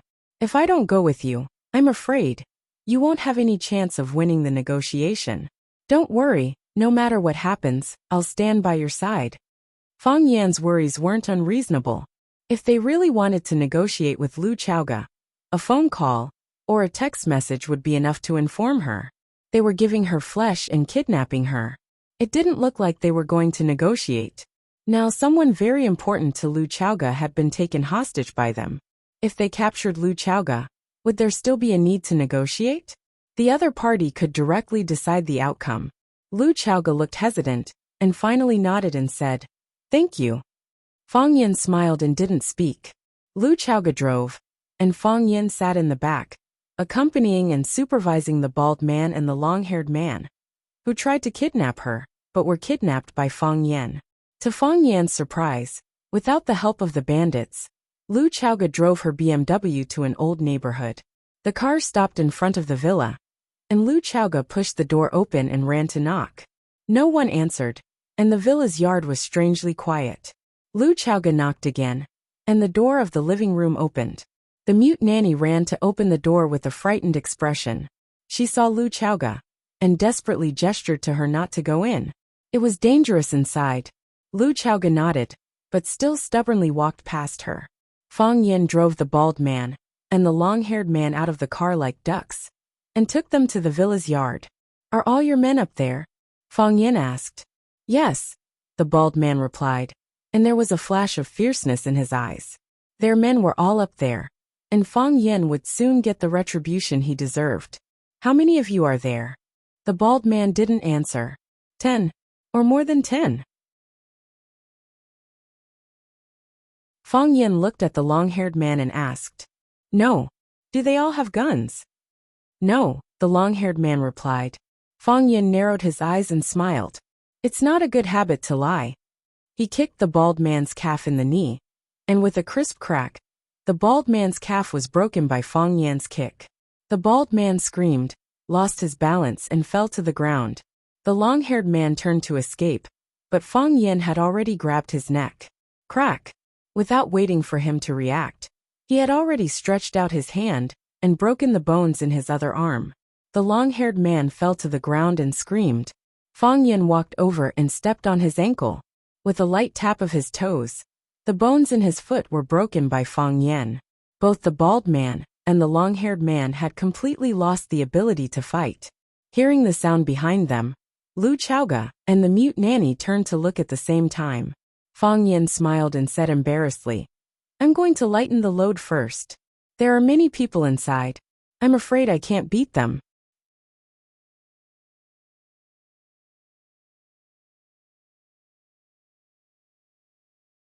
Chapter 183. The room was shrouded in darkness. The air was filled with the choking smell of mold, as well as a disgusting stench that made people want to vomit. If you hadn't seen it with your own eyes, it would be hard to imagine that there was such a human leg in the world. Scorched black, withered full of holes, white skin and green veins could not be seen, only strange scars of different sizes and blood dripping. Disgusting. The handsome man frowned deeply.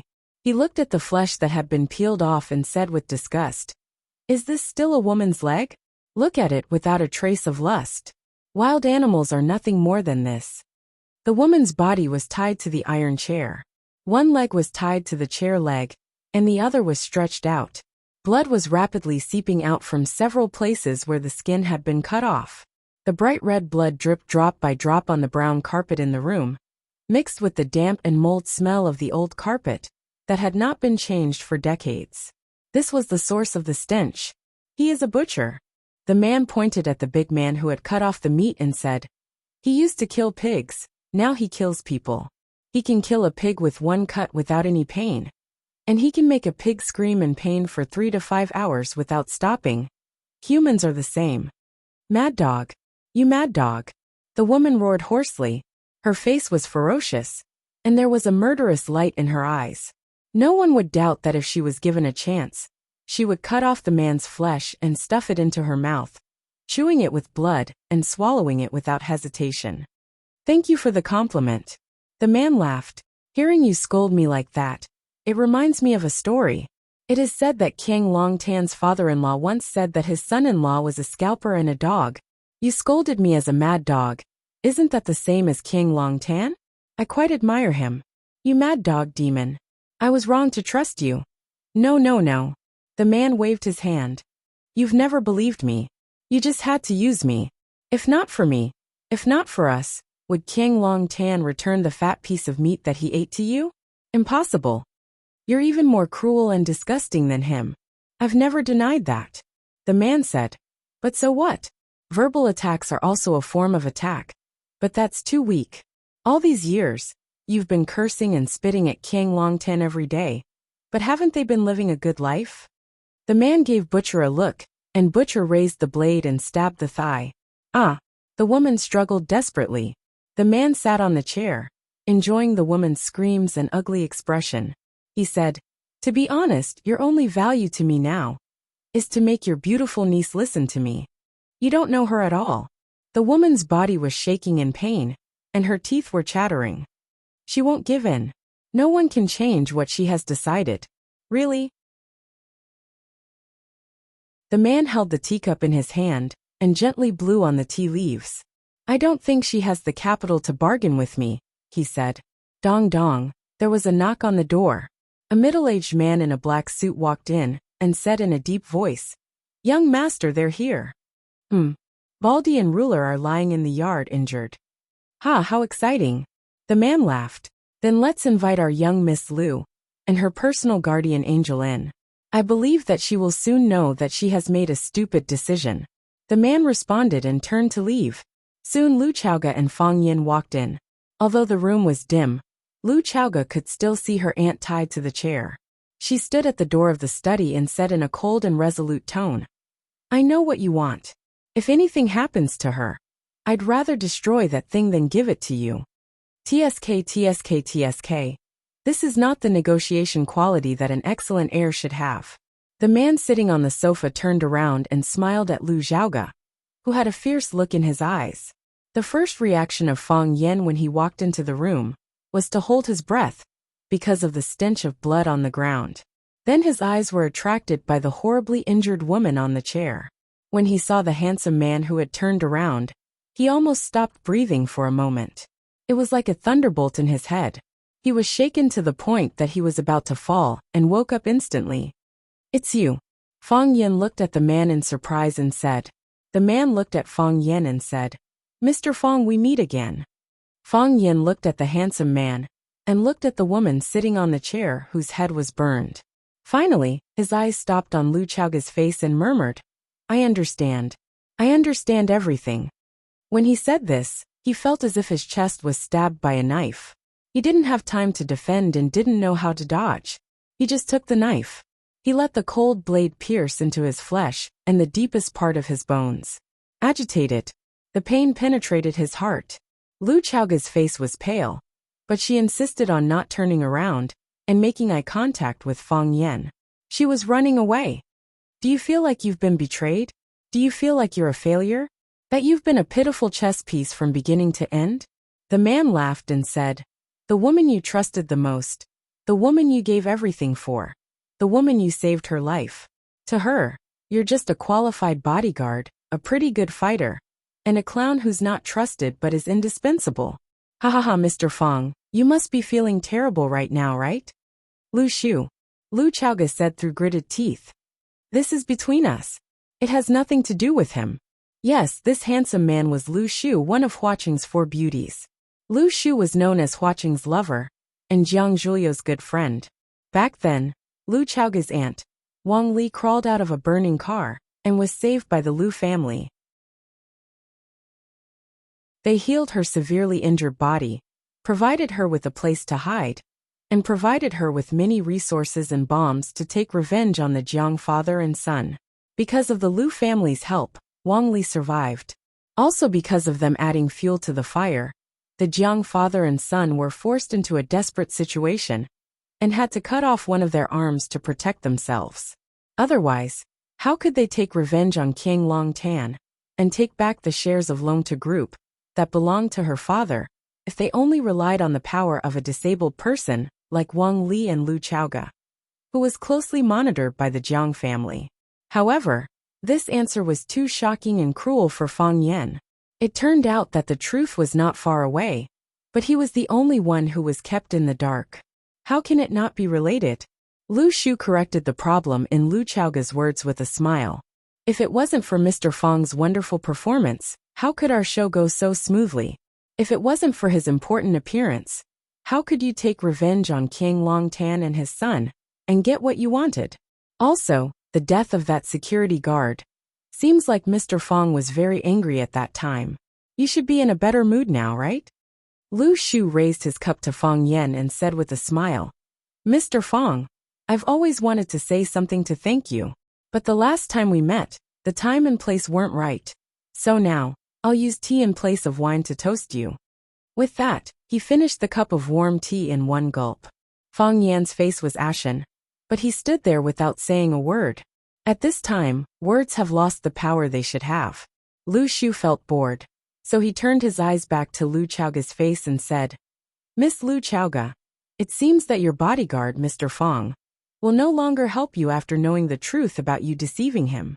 If that's the case, you don't even have the last bit of capital to negotiate with me. In that case, things will become much simpler. He stretched out his hand to Lu Chaoga and said, You know you can't resist. So give it to me. Give me everything I want. Lu Chaoga was as cold as ice. Her fingernails pierced into her flesh and blood came out. She said, When I came in, I've already made my attitude clear. Let her go and guarantee our safety. Otherwise, I'd rather destroy it. It's really surprising that you're so uncooperative. Lu Shu shook his head and sighed. Lu Chaoga, do you know? I've always had a high opinion of you. I feel that in this vast Huaqing, in terms of intelligence and endurance, no one is better than you. You clearly know that you can't reverse the situation, yet you insist on bargaining with me. What's the point? How can I guarantee your safety? If I say that as long as you give me the thing, I'll guarantee that you'll live a long and safe life. Do you believe me? Lu Shu stood up. His body was tall and slender, and his temperament was outstanding. His eyes were deep, and his face was as handsome as a European male model. Huaqing's public lover was a well-deserved reputation. He walked in front of Lu Chaoga and said with a smile, You won't believe me. No matter what I say, you won't believe me. People like you won't believe anyone at all. I have to say, this is something that we can't imagine. Since verbal promises can't gain your trust, then, we can only use our brains to think.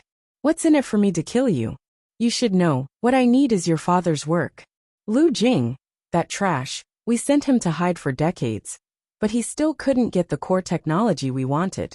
So at this time, we have no choice but to ask you to help us. We were friends in the past, and we'll still be friends in the future. Is that right? You're tuning in to the Li Mei's Sword of Destiny YouTube channel. We're so grateful for your support, and don't forget to subscribe to join us on this incredible journey through captivating stories. Your generosity through donations truly makes a world of difference, as it's the primary source of revenue that allows me to expand and enhance this channel for you. Thank you from the bottom of my heart for being a part of this adventure.